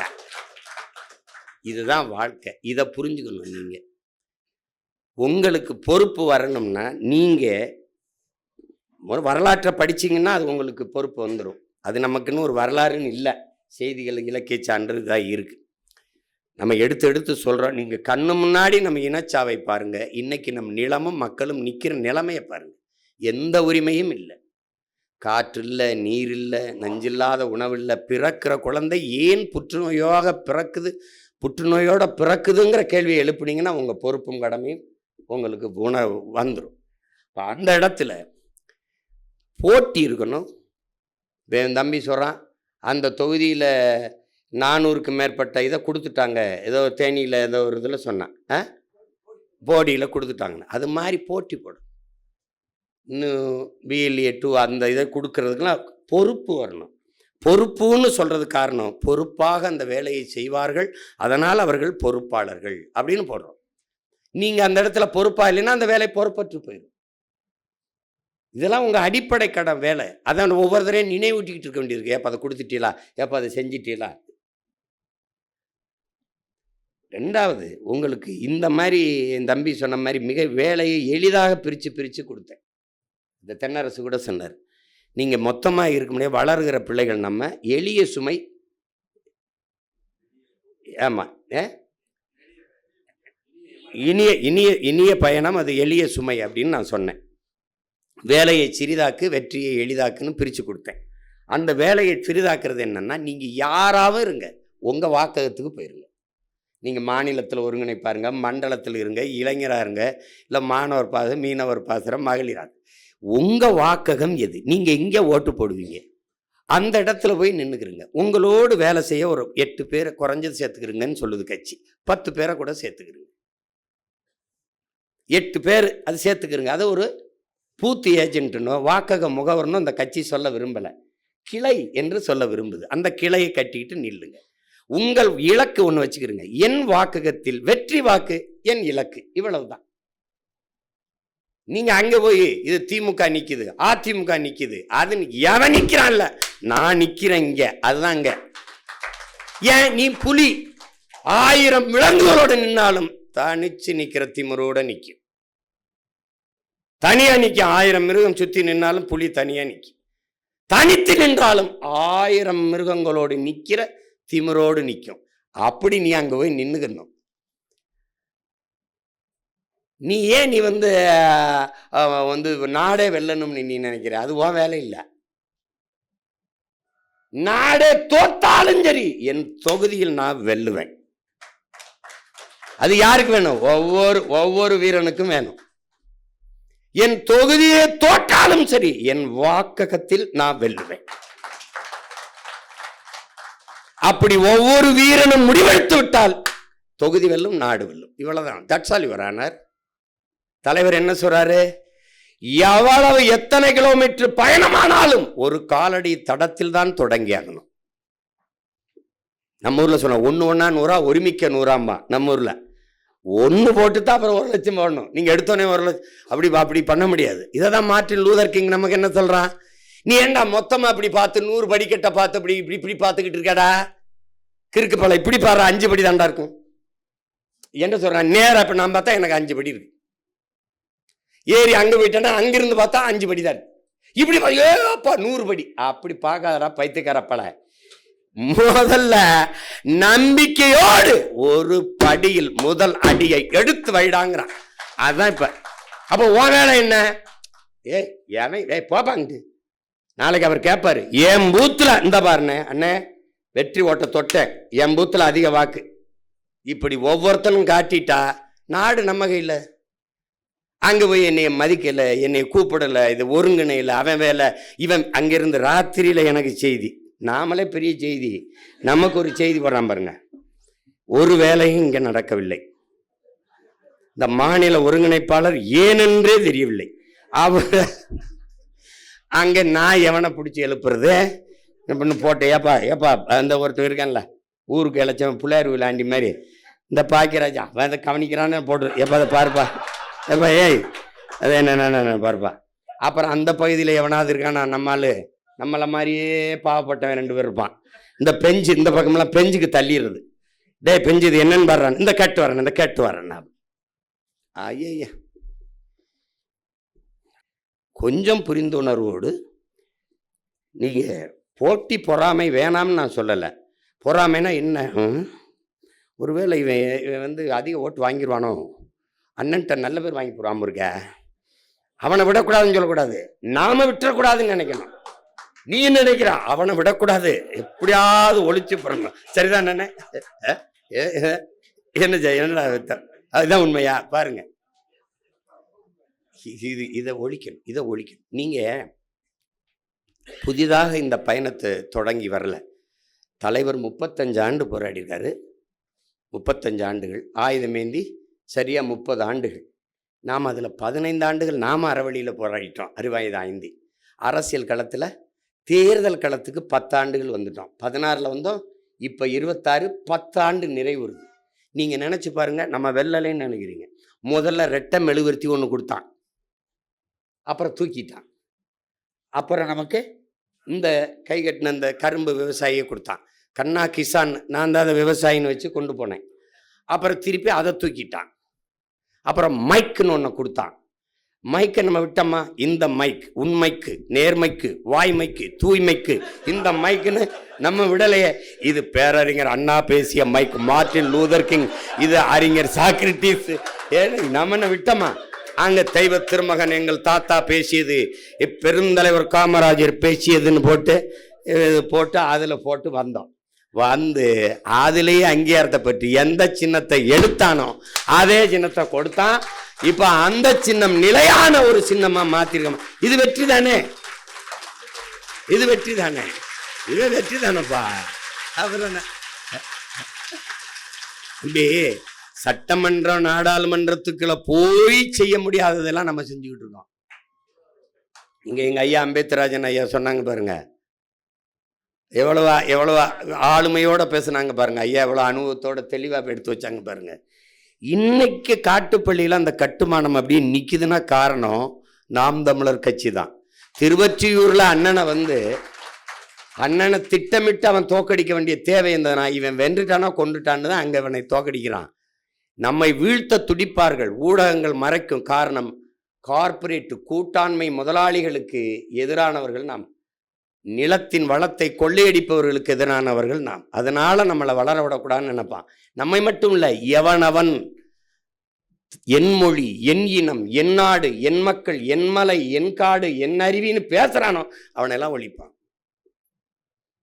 அப்படிதான் தலைவரை ஒழிச்சான், அப்படிதான் கடாஃபியை ஒழிச்சான், அப்பதான் அதிபர் முபாரக் ஒழிச்சான். அப்படிதான் எல்லா இப்போ ஈராக் எதுக்கு இப்போ அடிச்சு அவன் நான் தான் செயல் அதிபர்னு எதுக்கு போடுறான்? இப்படிதான். ஏன்னா என் நிலம், என் வளம், என் மக்களுக்கு நின்னான்னா வளவேட்டைக்கு நிற்கிறவன் அடிப்பான். உங்களுக்கு புரியுதுன்னு நினைக்கிறேன். இதுதான் இங்க இருக்கிற சிக்கல். அப்ப அதனால நம்ம இதையெல்லாம் தாண்டி அவன் எதுக்காக நம்மளை வீழ்த்த நினைக்கிறானோ நம்ம அதுக்காக தான் நம்ம வெல்ல நினைக்கிறோம். அதுல கவனமா இது பண்ணும். நீங்க செய்யற வேலை ஏதோ சின்ன வேலை கட்சின்னு நினைக்கிறீங்க. நீங்க இப்ப நமக்கு கூட்டணி வைக்கிறதுக்கு எவ்வளவு நேரம் ஆயிரும்னு நினைக்கிறீங்க?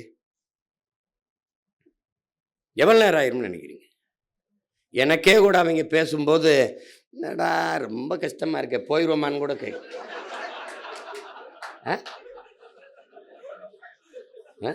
இதெல்லாம் சிரிக்கிறிய பத்தியில உங்களுக்கு தெரியும், நான் போக மாட்டேன். அதாவது என்னன்னா, நம்ம இவ்வளவு இப்ப என் தம்பி இவன் சொல்றான் திருமுருகன், நம்ம பெண்கள்கிட்ட போய் சேர்த்தமா, அவன் தான் சொன்னான்னு நினைக்கிறேன். இது நீங்களா சொல்றீங்க, கொண்டு போய் சேர்த்தமா. நாங்க என்ன செய்யறோம்னு கூட, நாட்டில் இவ்வளவு வேலை நடக்குது, இதை கூட கவனிக்காம நீ அங்க என்ன பண்ணிட்டு இருக்க? நாட்டில் அரசியல் நகர்வுகளை கவனிக்காம என்ன வேலை? அப்புறம் நாடு எப்படி இருக்குது? படித்தவர்கள் இவ்வளவு பேர் இருக்கிறீங்க. அப்போ ஒரு நாட்டில் தேர்தல் நேரத்தில் யார் என்ன கட்சி என்ன செய்து, என்னென்ன கட்சி என்னென்ன கருத்துக்களை வைக்குதுன்னு கூட கவனிக்காம அப்படி இருக்கிறவங்ககிட்ட போய் என்ன திரும்ப திரும்ப சொல்றீங்க? அறியாமல் இருக்கிற மக்களுக்கு நீங்க கற்பிக்கலாம், பொறாமையில் இருக்கிற மக்களுக்கு ஒன்றும் கற்பிக்க முடியாது, ஒன்றுமே தெரியாது. அது இதுக்கு மேலே இதை தாண்டிய கருத்துக்களை எடுத்து வைக்கிறதுக்கு இனி ஒருத்தன் வரணும். நம்ம அவ்வளவு ஆகச்சிறந்த கோட்பாடுகளை எடுத்து வச்சு போகிறோம்.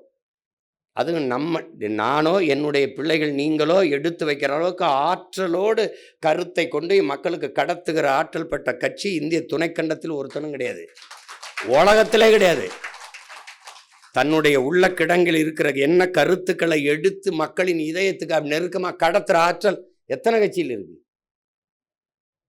எல்லா கட்சியிலும் இருக்கிறவன் என்னைய மாதிரி நான் தான் பேசுற மாதிரி இருக்கு. தூரத்தில் பார்க்கும்போது பார்த்தா என்னைய மாதிரி கையை காலை அழைச்சி பேசிட்டு இருக்கான் ஒருத்தன். யார் நம்ம பேச்சு மாதிரி இருக்குன்னு பூரா பயிலும் போட்டு போட்டு தாக்க அதே மாதிரி கை வச்சு பேசிட்டு இருக்காப்ல. புரியுதா உங்களுக்கு? அந்த அளவுக்கு நம்ம கொண்டு விதைக்கிறோம்.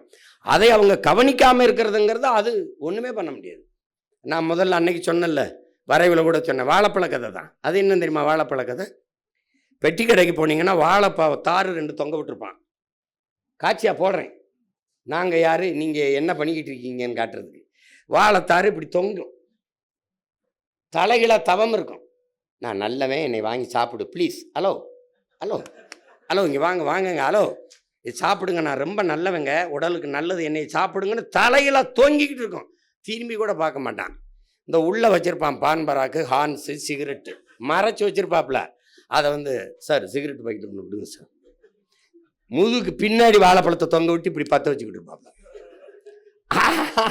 இந்த முதுகு பின்னாடி கிடக்கிற நம்மள கேட்பாரட்டு, அதான் நம்ம. அவன் பாடு 10 லட்சம். அப்புறம் புற்றுநோய் வந்தோடனே வாழைப்பழம் சாப்பிடணும்னு வளவலையா பிச்சு சாப்பிட்டு இருப்பான். உனக்கு புரியுதா? இதுதான் பிரச்சனை. அதனால கோபம் இருக்கும், வலி இருக்கும். அதுலேயே அண்ணல் அம்பேத்கர் சொன்னதுதான் அவங்களுக்கு வலியுறுத்தினாங்க. யாரோ ஒருத்தருக்காக வேலை செய்கிறோங்கிற எண்ணத்தை கைவிட்டு நீ பிறந்த பெருமைமிக்க சமூகத்துக்காக உழைக்கிறாய் என்கிற பெருமிதமும் திமிரும் கொண்டிருக்கிறான். நீங்க அண்ணனுக்காக நிக்காதீங்க, என்னுடைய எண்ணத்துக்காக நில்லுங்க, உங்களுக்காக நில்லுங்க, நம் மக்களுக்காக நில்லுங்க. நம் தங்கை என்ன சொன்னா, நாங்க உங்களுக்காக உங்களுக்காக தான் நாங்கள் வந்திருக்கோம், உங்கள் சந்ததிக்காகத்தான் நாங்கள் நிற்கிறோங்கிறத அது சொல்கிறா பாருங்க. அதுதான் நீங்கள் முக்கியம், அதுதான் முக்கியம். அப்போ நீங்கள் நமக்காக, நான் எனக்காக செய்கிறேன், நான் என்னுக்காக செய்கிறேன், என் சந்ததிக்காக செய்கிறேங்கிற எண்ணம் கொண்டு இருங்க. இப்போ செலன்ஸ்கி தெரியும் உங்களுக்கு, இப்போ உக்ரைன் அதிபர் தெரியும் உங்களுக்கு. அவர் அரசு அலுவலகங்களில் அவருடைய படம் இங்கெல்லாம் கண்ட நாய் படம் மாட்டியிருக்கோம். நம்ம வந்தவொடனே எந்த படம் இருக்காது, ஒரே படம் தான் இருக்கும். புரியுது நினைக்கிறேன். என் முன்னவர்கள் படம் இருக்கும், எங்கள் தாத்தா காமராஜ், எங்கள் தாத்தா டாக்டர் சுப்பராயன் படம்லாம் இருக்கும். திராவிடம் படம் ஒரு படம் இருக்காது. அப்போ அவர் அரசு அலுவலகத்தில் மாட்டியிருக்கும்போது அவர்கிட்ட போய் கேட்குறாங்க, நீங்கள் அவர் என்ன சொல்கிறார், கூப்பிட்டு எல்லாரையும் ஒரு அதிபரே சொல்கிறாப்புல, இது என் படத்தையெல்லாம் எடுத்துருங்க, ஏன்னா நான் ஒரு ஐடென்டிட்டியோ ஐக்கானோ கிடையாது, நான் ஒரு குறியீடோ அடையாளமோ கிடையாது, எடுத்துருங்க. எடுத்துட்டு உங்களுக்கு முன்னாடி அரசு அலுவலகங்கள் எல்லாம் உங்கள் வீட்டு குழந்தைகள் படத்தை மாட்டுங்கன்றான். எவ்வளோ பெரிய இது பாருங்க. உங்கள் குழந்தைகளின் படத்தை மாட்டுங்க உங்கள் நாற்காலிக்கு எதிரே. ஒரு கோப்பு வருதுன்னா அதை பார்த்துட்டு கையெழுத்து போடும்போது ஒரு தடவை உங்கள் குழந்தைகளின் முகத்தை பார்த்துட்டு போடுங்க, கையெழுத்தை போடுங்க. ஏன்னா உங்கள் பிள்ளைகளின் எதிர்காலம் உங்கள் கையெழுத்தில் இருக்கு, அதை ஒரு தடவை பார்த்துட்டு போடுங்கன்றான். இப்போ அது மாதிரி நான் உங்களுக்கு என்ன சொல்கிறேன், நீங்கள் உங்கள் குழந்தைகள் உங்கள் சந்ததியினரை மனதில் வைத்துக்கொண்டு களத்தில் நில்லுங்க. நீங்கள் எனக்காக நிற்காதீங்க. நான் ஒன்றும் இல்லை, நான் இருப்பேன், நாளை போயிடுவேன். ஆனால் நான் முன்வைத்த தத்துவம் இருக்கும். ஏன்னா என் தத்துவம் நின்னதில்லை, பல ஆயிரம் ஆண்டா நம் இனம் தூக்குனது. அதை என் தலைவன் தூக்குனா, அவன் மொத்தத்தையும் சேர்த்து நம்மக்கிட்ட கொடுத்துருக்கான். நான் உங்ககிட்ட கொஞ்சம் பிரித்து இந்த நன்கொடை சீட்டு ஒரு கட்டு கொடுப்பான் என் தம்பி துறை, அதுக்காக தான் வந்திருக்கான். ஒரு கட்டு கொடுப்பான், அந்த கட்டை மொத்தமாக ஒரு ஆள், நீ ஒரு 10 கொண்டு வாப்பா, நீ ஒரு 10, அந்த 10 தான் இப்படி. அப்போ அதில் இதை கவனமாக நீங்கள் கையாளணும். இது கடைசி நேரம் வந்துருச்சு. இப்போ ஒவ்வொரு நாளும் நம்ம பாடம் நடத்திட்டு இருக்க முடியாது, மறுபடியும் சந்திக்கிறது அரிதாயிரும். ஏன்னா நீ நேரடியாக நாளைக்கு வேட்பாளர் சந்திப்பு, அப்புறம் மாநாடு, அதுக்கப்புறம் தேர்தல் களம்தான். அதனால் என்னுடைய உணர்வை நான் கூடுமானவரை உங்களுக்கு கடத்திட்டேன், என் கனவை. அது உங்களுக்கு புரியாத யாரும் சின்ன பிள்ளைகளில் கொஞ்சம் பொறுப்புணர்வோடு ஒருங்கிணைந்து கூடி ஒரு முன்னாடி நிற்கிற தலைமைக்கு தாயின் பேரன்பு முக்கியம். அதை தான் அம்மா தமிழம்மா சொல்கிறாங்க, தமிழ்ச்செல்வி அம்மா, எல்லாரும் வாங்க நம்ம கட்சிக்கு தான் வேலை செய்கிறாங்க, நமக்கு தான் வேலை செய்கிறாங்கன்னு இருக்கணும். அதை விட்டுட்டு நீ யார் வேலை செய்ய, உன்னை யார் வேலை செய்ய சொன்னது, என்னை விட்டுட்டு போடுற. ஊருக்கு போராட வந்தவன் பேருக்கு போராட மாட்டான். என் பேர் ஏன் சின்னதாக இருக்குது, என் பேர் பெருசாக இருக்குது, இது எதுக்கு இருக்குன்னு. பேரே இல்லைனாலும் பரவாயில்ல, உழைக்கணும். ஏன்னா நீங்கள் பாருங்கள், 50,000 பேர் இறந்துருக்கான் மாவீரன் வச்சுக்கிறீங்க. மொழிப்போர்லேயே 500 பேருக்கு மேற்பட்டவன் இந்த நிலத்திலே சேர்த்துருக்கான். ஆனால் அதிகபட்சமாக உங்களுக்கு 18-15 பேர் தான் சொல்லப்பட்டிருக்கு. இப்போ நமக்கு போராளிகள்னு பார்த்தா நீங்கள் ஒரு 20 பேரை எண்ணி சொல்லுவீங்க. ஆனால் 50,000 பேர் முகம் தெரியுமா? யாராவது தெரியுமா? தெரியாது. ஆனால் நீங்கள்லாம் அவனை படமாக வச்சு பூஜை பண்ணுவீங்கன்னு அவன் செத்தானா? இல்லை. ஏன்னா அவன் பிறவி கடமை அது. இப்போ நானே உங்ககிட்ட சொல்கிறேன், வள்ளுவ பெருமகனார் நாம் எழுதி வச்சுட்டு போவோம், ஒரு பல ஆயிரம் ஆண்டுகள் கழிச்சு ஒரு தலைமுறை போற்றும்னு நினச்சி செத்தானா? அவன் எழுதி வச்சானா? அந்த ஓலைச்சுவடி நம்ம கைக்கு சேருமா சேராதானே தெரியாது. இப்போ நம்ம முன்னோர்களே நம்ம செத்த பிறகு சிலையை வச்சு போட்டுருவாங்க, மாலை போட்டுக்குருவாங்க, கும்பிடுவாங்கன்னு போகிறாள்ல, அவன் பிறவி கடமை அதை செஞ்சான். அதனால் நம்ம கடமையை செய்யணும். அதில் தேர்தலில் நீங்கள் எல்லாம் ஒற்றுமையாக நின்று வேலை செய்யணும். அப்புறம் இங்கே சொன்னது, இங்கே சில பேர் குறிப்பிட்டு சொன்னாங்க, தம்பி திருமுருகனை யாரோ சொன்னாங்க, ஒரு வேட்பாளரை உங்கள் தொகுதியிலே இருந்து எடுத்து நிறுத்தணும்னு நினைக்கிறேன்னா நீங்கள் அந்த கட்சிக்கு போய் சேர்ந்துக்கிறணும். புரியுதா? அப்புறம் நீங்கள் ஒரு வேட்பாளரை கொடுப்பீங்க, அந்த வேட்பாளரை நிறுத்தணும் அப்படின்னா நீ 4 பேர் இருந்துக்கிற, நீ ஒரு வேட்பாளரை கொடுப்ப, நீ ஒரு வேட்பாளரை கொடுப்ப, விருப்பம்னு கேட்டு 10,000 ரூபா கட்டுத்தொகை போட்டு அப்படி கட்டு, தொகுதிக்கு எவ்வளோ செலவு பண்ணுவ, கட்சிக்கு எவ்வளோ டொனேஷன் அன்பளிப்பு கொடுப்ப, அப்படி கேட்குற கட்சி கிடையாது இது. உங்களுக்கு புரியுதுன்னு நினைக்கிறேன். இது ஒரு போர். எந்த தளபதியை முன்னிறுத்தினால் போர் சிறப்பாக நடக்கும்னு தளபதி நான் படையை நடத்துகிறவனுக்கு தெரியும், நிறுத்துவேன். நீ போட்டு குழப்பிக்கிற கூடாது. நீ ஒரு பரிந்துரைச்சின்னா 5 பேர் ஒரு வேட்பாளர், 5 பேர் ஒரு வேட்பாளர், இன்னொரு 5 பேர் வேட்பாளர் கொடுப்ப. இந்த வேட்பாளர் கொடுத்தா நீ வேலை செய்ய மாட்டா, அந்த வேட்பாளர் கொடுத்தா அவன் வேலை செய்ய மாட்டான். அந்த வேலைக்கு நான் வரல. உனக்கு புரியுதா? நான் நிறுத்துகிற கட்சி நிறுத்துகிற வேட்பாளர் தகுதி வாய்ந்தவர்களா இல்லையா, அதுதான் நீ பார்க்கணும்.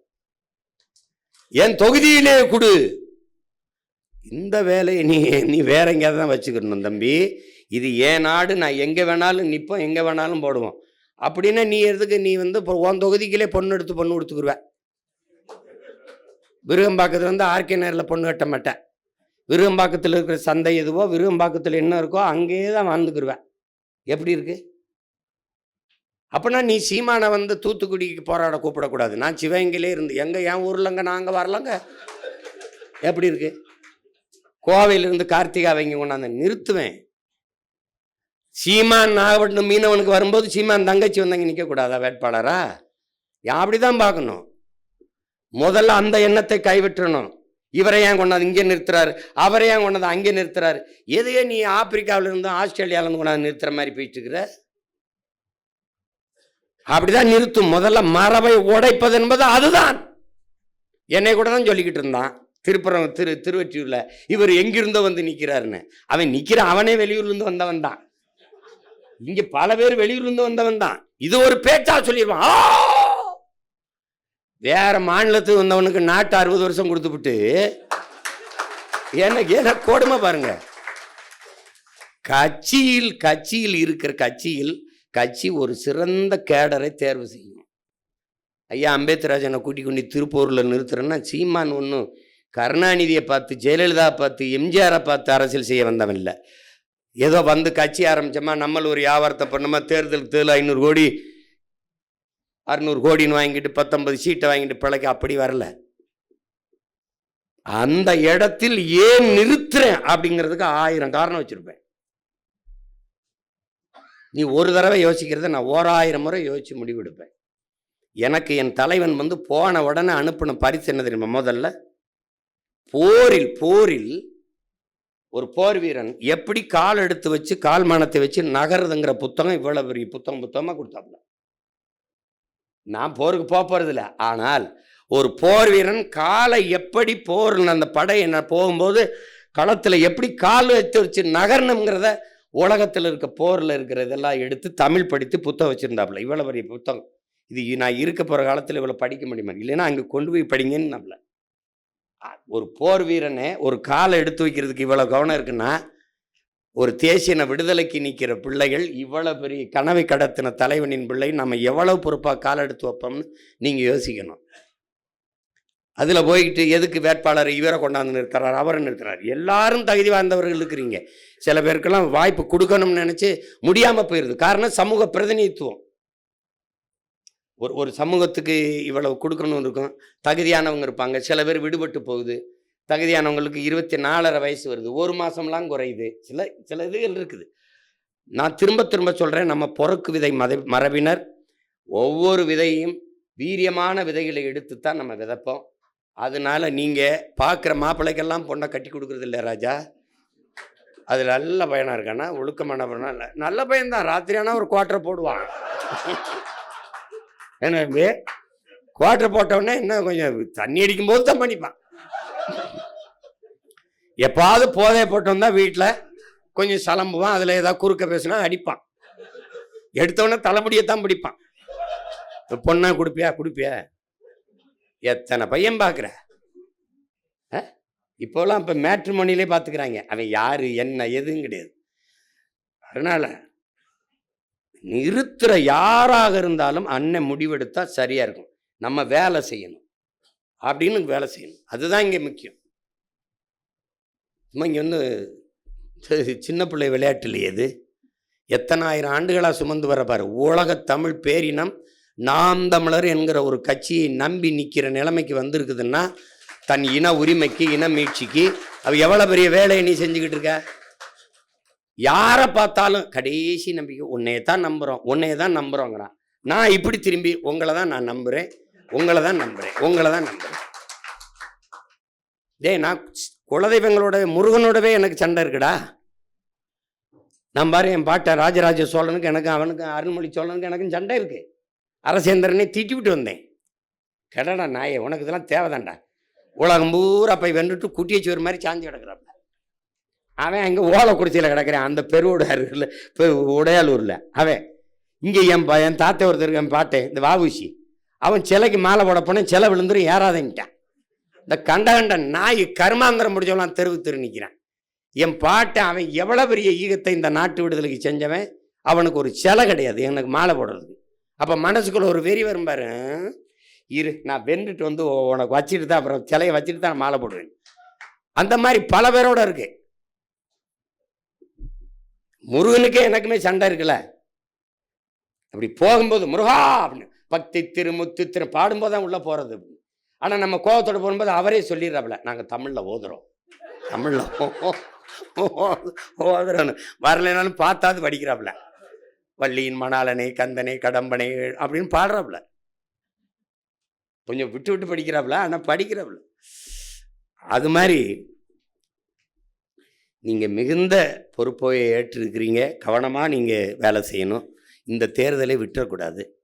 நமக்கு முக்கியமான தேர்தல். 5 மணி போட்டி 6 மணி போட்டிம்மா நீங்கள் ஒன்றுங்களைங்க. நமக்கு இங்கே எவனுமே போட்டி கிடையாது. நம்ம எடுத்து வைக்கிற அரசியலுக்கு எவனுமே போட்டி கிடையாது. நம்ம வரும்போது ஐயா விஜயகாந்த் வரும்போது, அம்மா ஜெயலலிதா, ஐயா கருணாநிதி 2 பேர் தான்.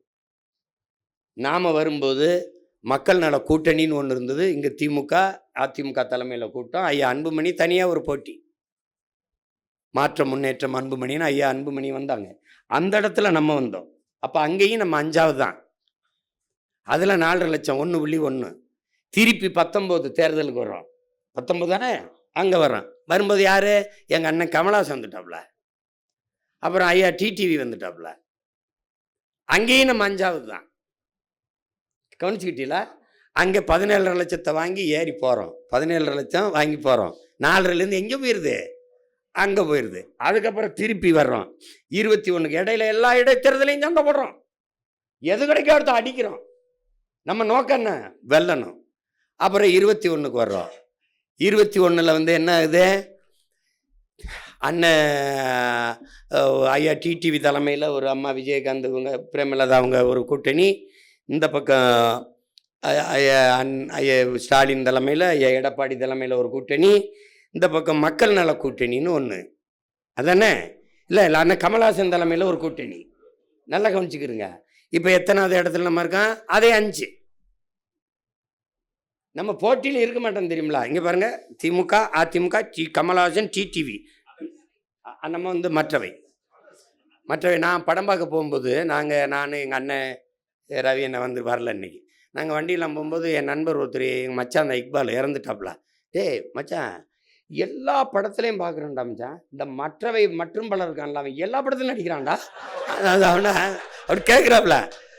மச்சான் அது மாதிரி இந்த எல்லா படத்துலையும் இருக்க மற்றும் பலர் நம்ம தான் பார்த்துருப்பீன்னு நினைக்கிறேன். மற்றவை அந்த வழியில் அவங்களுக்கே தெரியுது இவங்க அரசியல் வேற, அவங்கள இந்த கேடுகட்ட ஆட்டத்துக்குள்ளே சேர்க்க வேணாம், இந்த கூட்டத்தில் சேர்க்க வேணாம்னு நம்மளை தள்ளி வச்சிடறான். அவங்களுக்கு புரியுதுன்னு நினைக்கிறேன். ஏப்பா நீ ஏப்பா நல்லா படித்த உள்ள நாரிமன், நீ ஏப்பா இந்த கூட்டத்தில் வர, நீ போப்பா அங்கிட்டு போப்பா அப்படின்பாங்கல்ல, அதுதான் புரியுதா? அதுதான். இப்போ அதில் இந்த வாட்டி எத்தனை பேர் நின்னாலும் நீங்கள் அதை பற்றி யோசிக்கக்கூடாது. நான் உங்களுக்கு சொல்கிறேன், நாம் நிற்கிறோம், நாம் போட்டிடுறோம், அதுதான் இங்கே முக்கியம். நீங்கள் யார்? உலகப்போர், 3வது உலகப்போர் செஞ்ச தலைவனின் பிள்ளைகள் நீங்களும் நானும். 22 நாடுகள் சேர்ந்து ஒரு தலைவனை, ஒரு வீரனை வீழ்த்த போரிடுதென்றால் 22 நாடுகள், உலக நாடுகளை எதிர்த்து 25,000 பேரை வைத்து ஒருவன் போர் செய்தான் என்றால் அந்த போர் உலகப்போர். இப்போ 3ஆம் உலகப்போரை செய்த ஒரு தலைவனின் பிள்ளைகள் நாம் இந்த அக்கப்போருக்கு பயந்தால் ஒரு வைக்கப்போரும் மிஞ்சாது.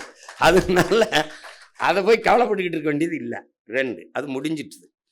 வேட்பாளரில் எந்த வேட்பாளரை எங்கிருந்து கொடுத்தாலும் அவர்கள் அந்த நிலத்தின் பிள்ளைகளாக, முதல்ல நம்ம இனத்தின் விடுதலைக்கு போராடும்போது எங்கே நின்று சண்டை போடுறது? ஒரு கிரிக்கெட் அணி இருக்குது, ஒரு விளையாட்டு அணி இருக்குன்னா நான் ஓப்பனிங் பேட்ஸ்மேனாக தான் ஆடுவேன். மிடில் ஆர்டரில் விட்டால் ஆட மாட்டேன். நீ கடைசி விக்கெட்டுக்கு விட்டினா ஆட மாட்டேன். எங்கே விட்டாலும் ஆடணும்.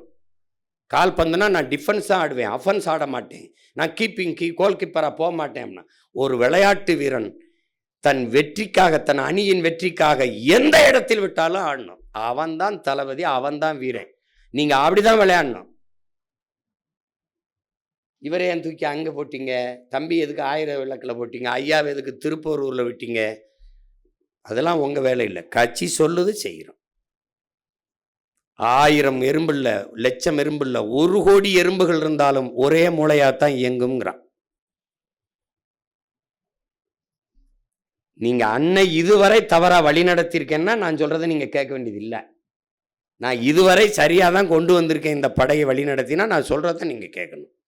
அப்புறம் தேவையில்லாம அங்க கொண்டாந்து அவரை நிறுத்தி விட்டாப்புல, அம்மாவை கொண்டாந்து தாம்பரத்தில் நிறுத்துறாப்புல, இவரை கொண்டாந்து சைதாப்பட்டில் நிறுத்துறாப்புல, அவரை கொண்டாந்து அங்கே நிறுத்துறாப்புல. இதுக்கு எவ்வளவு ஆய்வு செய்வோம்? அதனால இது கோடிட்ட இடத்தை நிரப்புறது இல்லை தம்பி, கொள்கை வீரர்களை நிறுத்தி நிரப்புவது, போர் செய்வது. அதை போட்டு குழப்பிக்கிறக்கூடாது. அது முடிஞ்சிட்டது. இனிமேல் இந்த பஞ்சாயத்தை கொண்டு வரக்கூடாது. இங்கிருந்து எதுக்கு உடுமலைப்பேட்டையில் கொண்டு ஒருத்தரை நிறுத்துறாரு, அங்கேருந்து கொண்டு எதுக்கு நிறுத்துறாரு? அப்படிதான் செய்யும் கட்சி, அப்படிதான் செய்யும். மரபை உடைக்கிறதான், மரபை உடைக்கிறதான். ஆதி தமிழரை பொது தொகுதியில் நிறுத்தி வெல்ல வச்சது இந்த நிலத்தில் எத்தனை பேர் வென்றிருக்கான்? ஜெயலலிதா தான் வென்றிருக்கு. அதுக்கப்புறம் கம்யூனிஸ்ட் கட்சி வென்றிருக்கு இந்த மதுராவையில் நிறுத்தி. அது ஒருத்தனும் நிறுத்த கிடையாது. நம்ம தான் தொடர்ச்சியாக அந்த முயற்சியை செய்கிறோம். ஒவ்வொரு நொடியும் வேலை செய்வோம் தம்பி. நாங்கள் ஒவ்வொரு அணுவும் சிந்திக்குங்க, சும்மா அதை பேசிட்டு கூடாது. அதனால இந்த சிந்தனை இனி இந்த கட்சிகள் இருக்கக்கூடாது. இப்போ இங்கேருந்து போய் தென்னரசன் போய் கள்ளக்குறிச்சி என்னன்னு பாருங்கன்னா, அண்ணே சொல்லியிருக்காங்க, ஆமாம் வாங்க அப்படின்னு சொல்லணும். என்னடா கேரளாவிலேருந்து இங்கே மேலிட பொறுப்பாளர்னு போடுறான், பேசாமல் என்ன வேலை செஞ்சுக்கிட்டு இருக்க? என்ன தம்பி போடுறான்ல, எதிரிக்கு தான் பச்சை மட்டை, உங்களுக்கு இல்லை. ஆனால் உங்களுக்காக வெட்ட வைக்காதீங்க. என்ன தம்பி, அடுத்தது உங்களுக்கு தெரியும், நமக்கு நாளைக்கு வேட்பாளர்களை சந்திக்கிறோம். வேட்பாளர்களை சந்தித்து எப்படி இயங்குறதுன்னு அது தனி. அடுத்து நமக்கு இருக்கிறது என்ன? மாநாடு. இப்போ மாநாடு உங்களுக்கு தம்பி துறையெல்லாம் சொல்லிட்டாங்க. நீங்கள் என் பிள்ளைகள் எனக்காக செய்ய வேண்டியது, அவரவர் வாக்ககத்துக்கு சென்று வலிமைப்படுத்துங்க. 1, கட்சி 10 மாவட்டம் 12 மாவட்டமாக பிரித்தது நிர்வாக வசதிக்குத்தான், வேலையை சிறிதாக்குறது தான். அதை அது கவனத்தில் எடுத்து செய்யுங்க. மற்றபடி வாக்ககத்துக்கு நீங்கள் அந்த BLA 2 அந்த படிவத்தை நிரப்பி கொடுத்து அது ஏற்கப்பட்டுருச்சான்னு சரி பார்த்துக்கிறங்க. 2வது இந்த SIR, இந்த சிறப்பு வாக்காளர் திருத்தத்தில் நம்ம பிள்ளைகள் வேட்பாளராக நிற்கிற பிள்ளைகள் வாக்கு இழந்துடக்கூடாது, நம்ம கட்சி பிள்ளைகள் இழந்துடக்கூடாது, மக்களுக்கும் யாருக்கும் இருந்த வாக்கை இழந்துடக்கூடாது. அதனால திருப்பி போய் எல்லார் வீடுகளையும் அம்மா உங்கள் வாக்கு உறுதி செய்யப்பட்டுருச்சான்னு கட்சி பிள்ளைகள் கேட்டு அதை உறுதி செய்யணும். அது நம்ம கடமை, கட்சியை தாண்டிய கடமை. இந்த மாநாடு நமக்கு வலிமையை காட்டல்ல, வலிமையை காட்டி ஒரு கட்சியோட கூட்டணி பேரம் பேசி போகிறதுக்கு இல்லை, நம்ம ஓர்மையை காட்டதான், ஒற்றுமையை. தமிழர்கள் இன உணர்வு மான உணர்வு அற்று சாதி மத உணர்ச்சியால் பிளந்து பிரிந்து சிதறி சிக்குண்டு அழிந்து போன தமிழ் சமூகம் எழுச்சியுற்று ஒரு அரசியல் வலிமையாக ஆற்றலாக ஒன்றிணைதுன்னு காட்டணும், உலகத்துக்கு காட்டணும். அது நம்மீது நம்பிக்கை வச்சிருக்கிற மக்களுக்கு மேலும் அதிக நம்பிக்கையை கொடுக்கும். நம்மோடு களத்தில் நிற்கிற பிள்ளைகளுக்கு ஒரு புதிய உற்சாகத்தை கொடுக்கும். அதுதான் இப்போ 234 பேரையும் சந்திக்கும் போது, அக்கா நீங்கள் நிற்கிறீங்களா, நீங்கள் போட்டிடுறீங்களா, நம்மளை மாதிரியே நிறைய பெண்கள் போட்டிடுறாங்களேன்னா புதுசாக வர்றவங்களுக்கு ஒரு உற்சாகம்தான். அதுக்கு தான் நம்ம இந்த மாநாடை செய்கிறோம். இந்த மாநாட்டை மாற்றத்தை விரும்பும் மக்களின் மாநாடு என்று சொல்வதற்கு காரணம் உங்களுக்கு இருக்கு. இதுவரை இந்த நிலத்தில் இருக்க அரசியலை தகர்த்து முற்றுமுழுதாக புதிய ஒரு அரசியலை கட்டுவது என்பது மாற்றம். அந்த மாற்றத்தை விரும்புகிற மக்கள், இதையெல்லாம் சரி பண்ண முடியாதா, இதெல்லாம் இப்படி இருக்க, இதெல்லாம் ஒழிக்க முடியாதா, இதெல்லாம் சீர் செய்ய முடியாதா, எப்படி சிந்திக்கிற மக்களுக்கு இன்னைக்கு இப்போ கூட ஒரு தங்கச்சிகள் மனு கொடுத்துட்டு போகிறாங்க. ஆசிரியர்கள், செவிலியர்கள், மருத்துவர்கள், உழவர்குடிகள், மீனவர்கள், இப்படி போராட்ட களத்தில் நிற்கிற ஒவ்வொரு குடிகளுக்குமான மாநாடு தான் இந்த மாநாடு. அதனால தான் மாற்றத்தை விரும்பும் மக்களின் மாநாடு. குடும்பமாய் கூடுவோம், கொடிய அரசியலை மூடுவோம். இது கொள்கை மறவர்களின் கூட்டம், கொள்ளையர்கள் எடுக்க வேண்டும் ஓட்டம் என்ற முழக்கத்தை முன்வச்சோம். இது மாற்றத்திற்கான எளிய மக்களின் புரட்சி, இது நம் இனத்தின் திருவிழா, எல்லோரும் கூடுவோம், தமிழ் பேரின பெருவிழா, வென்று வாகை சூடுவோம். இதையே நீங்கள் முழக்கமாக வச்சு கொண்டு வரணும். உங்களுக்கு பழைய மாதிரி கூட்டமாக உட்கார்றதில்லை. ஒவ்வொரு மாவட்டத்திற்கும் தனித்தனி பெட்டி கட்டம் இருக்கும். அதுக்குள்ளே வந்து நீங்கள் அமரணும். அதை முதன்மை பொறுப்பாளர்கள் உங்கள் படையை நீங்கள் வழி நடத்தணும். பெண்கள் யார் வந்தாலும் அவங்கள அமர வச்சுட்டு, நம்ம பிள்ளைகள் அவர்களுக்கான தண்ணீர், அங்கே ஒரு கூடை இருக்கும், அந்த கூடையில் எதை பயன்படுத்தினாலும் அங்கே வச்சிடணும். ஒவ்வொரு பெட்டியிலையும் இருக்கும். நீங்கள் ராமநாதபுரம்னா ராமநாதபுரம், சிவகங்கைனா சிவகங்கை, காரைக்குடின்னு அந்த என்ன சொல்கிறது, மதுரைனா மதுரை, அந்தந்த கட்டத்தில் வந்து அவரவர். அப்புறம் நீங்கள் வட மாவட்டத்துக்கு தனியாக வாகனம் நிறுத்த, தென் மாவட்டத்துக்கு தனியாக, மத்திய நடுவல் மாவட்டங்களுக்கு தனித்தனியாக வாகனம் நிறுத்த, ஏன்னா நெரிசல் வராமல் பார்த்து அதெல்லாம் இருக்கும். அதை பற்றி நீங்கள் கவலைப்பட்டுக்கிற வேண்டியதில்லை. ரெண்டாவது, பாதுகாப்பு வண்டி இருக்கும். அப்புறம் ஓய்வு வாகனங்கள் இருக்கும். பெண்களுக்கு இந்த கேரவன்கிறது இருக்கும். அது அந்த சிக்கலெல்லாம் நீங்கள் மனசில் வச்சுட்டு வர வேண்டியதில்லை. அப்புறம் நடமாடும் கழிவு அது இருக்கும், மொபைல் டாய்லெட்ஸ் இருக்கும். எல்லாமே சிறப்பாக ஏற்பாடு பண்ணிடுவோம். ஆனாலும் நம்மை நாமளே பாதுகாத்து கொள்வது நமது கடமை. நமக்கு ஒருத்தர், உங்களுக்கு புரியுதுன்னு நினைக்கிறேன், நம்ம மாவட்டத்தை நம்ம முன்னாடி நிற்கிற பிள்ளைகள் பத்திரமா அழைச்சிட்டு வந்து பத்திரமா கூட்டிகிட்டு போகணும், பொறுப்பாக கூட்டிகிட்டு போகணுங்கிறது பொறுப்பை எடுத்துக்கணும். இவ்வளோதான். அதுக்கப்புறம் என்ன சொல்ல வேண்டியது கோபணும், இந்த மாநாட்டிற்கு நீங்கள் என்னுடைய ஆர்ப்பாட்டம், நம்ம ஆர்ப்பாட்டம் போராட்டங்களுக்கு வர்ற மாதிரி நீங்கள் வரக்கூடாது. வந்து ஒருத்தர் வந்து அப்படி ஓரமாக வந்து அப்படி ஒரு வணக்கத்தை போட்டு அப்படி ஒரு ஆளாக வந்து நான் வந்துட்டேன் அப்படின்ட்டு அதோட ஆர்ப்பாட்டத்தில் இருக்கிறதுல போராட்டத்திற்கு போயிடுறது. இங்கே நான் நின்று பேசிக்கிட்டு இருப்பேன், அங்கே பின்னாடி இருக்க பதாய்க்கு பின்னாடி போய் நின்றுக்கிட்டு ஆமாம் ஆமாம் ஆமாம் அது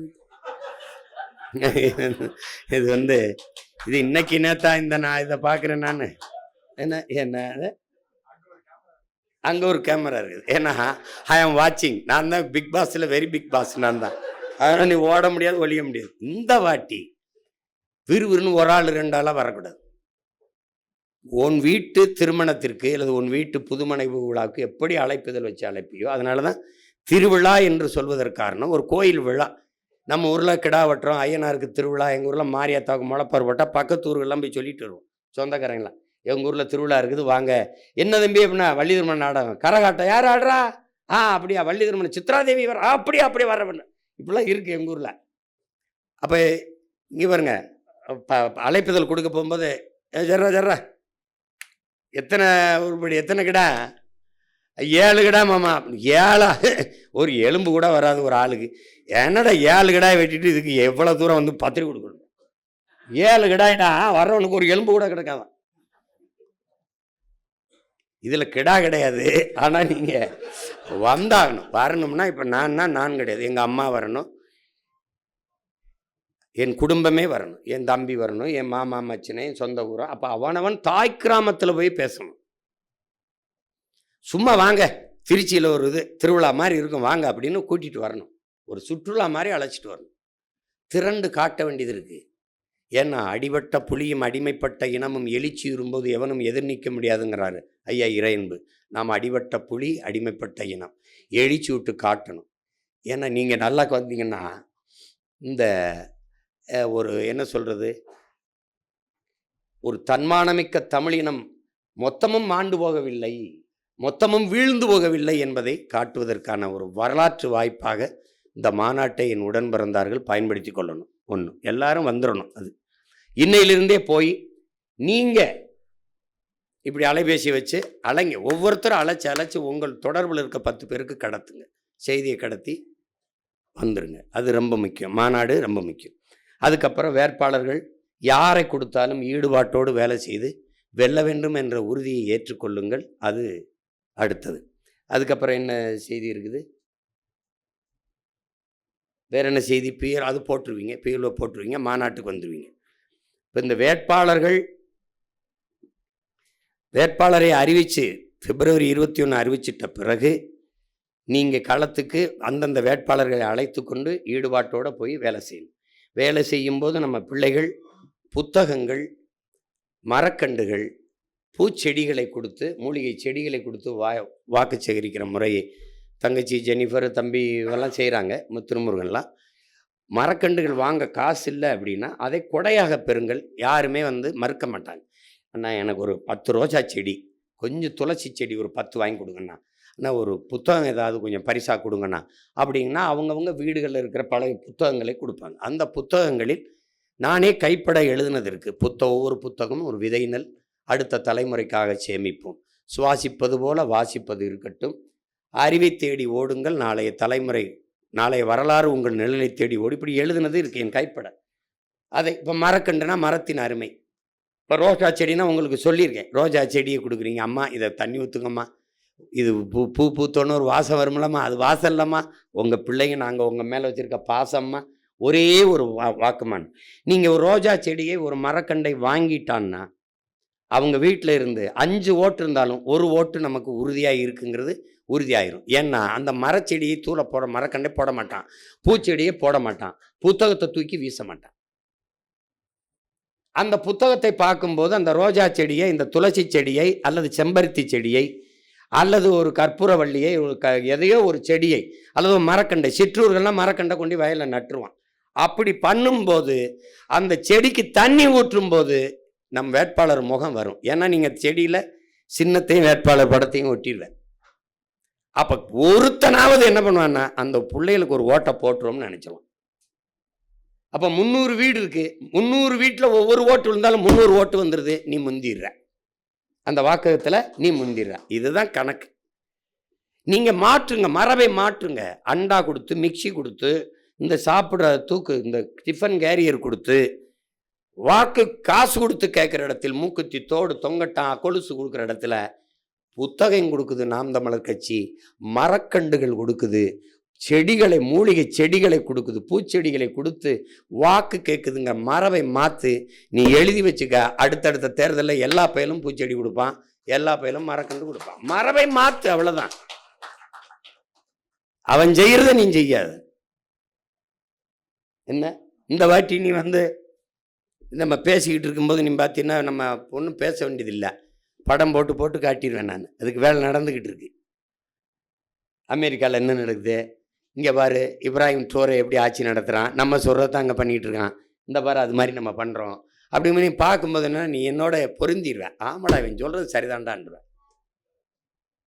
அதனால் அந்த வேலையெல்லாம் உங்களுக்கு இல்லை, நீங்கள் அதை பற்றி கவலைப்பட வேண்டியது இல்லை. ரெண்டாவது வேறு எது செய்தி இருக்கா முக்கியம் பாக்கியத்துக்கிட்ட? மாற்று வேட்பாளர் தேர்வு பண்ணியிருக்கு. ஒன்று நீங்கள் கவனிச்சுக்கணும், ஒரு தங்கைக்கு இடம் ஒரு இஸ்லாமிய தங்கைக்கு நான் கொடுத்துருந்தேன்னா அதே இஸ்லாமிய தங்கை தான் மாற்று வேட்பாளராக போடணும். பெண்ணுக்கு மாற்று பெண்ணு தான். இப்போ ஒரு சமூகத்துக்கு இங்கே இப்போ வன்னியரில் ஒரு தங்கச்சி கொடுத்துருக்கேன்னா வன்னியரில் தான் மாற்று வேட்பாளர் எடுக்கணும். அப்போ எந்த சமூக பிரதிநிதித்துக்காக நான் கொடுக்குறேனோ மாற்று வேட்பாளர் அதை தவற விட்டினா, ஒருவேளை இந்த கட்டுத்தொகை இதாக ஆயிடுச்சுன்னா இங்கே தவறிடும், அப்போ அந்த பிரதிநிதித்துவம் போயிடும். கட்டுத்தொகை போடும்போது மிகுந்த கவனமாக நீங்கள் போடணும். அது வழக்கறிஞர் நம்மளுடைய சட்டப்பாசறை செய்தாலும் கூட நீங்களும் பொறுப்புணர்வோடு போடணும். 1க்கு 3 மனுக்களை போட நீங்கள் தயாராகிக்கணும். 1க்கு 3 போடுறதுக்கு தயாராகிக்கணும். நீங்கள் 10 பேர் இருந்தாலும் ஒற்றுமையாக இருந்து வேலை செஞ்சிட்டிங்கன்னா நம்ம வெற்றியை எவனாலும் குலைக்க முடியாது. ஏன்னா நீங்கள் வேணால் இன்றைக்கி வேணால் நெட்ஃப்ளிக்ஸில் இருக்குது ஸ்பார்டன்ஸு, அந்த படம் 300 வீரர் தான், 300 பருத்தி வீரர்.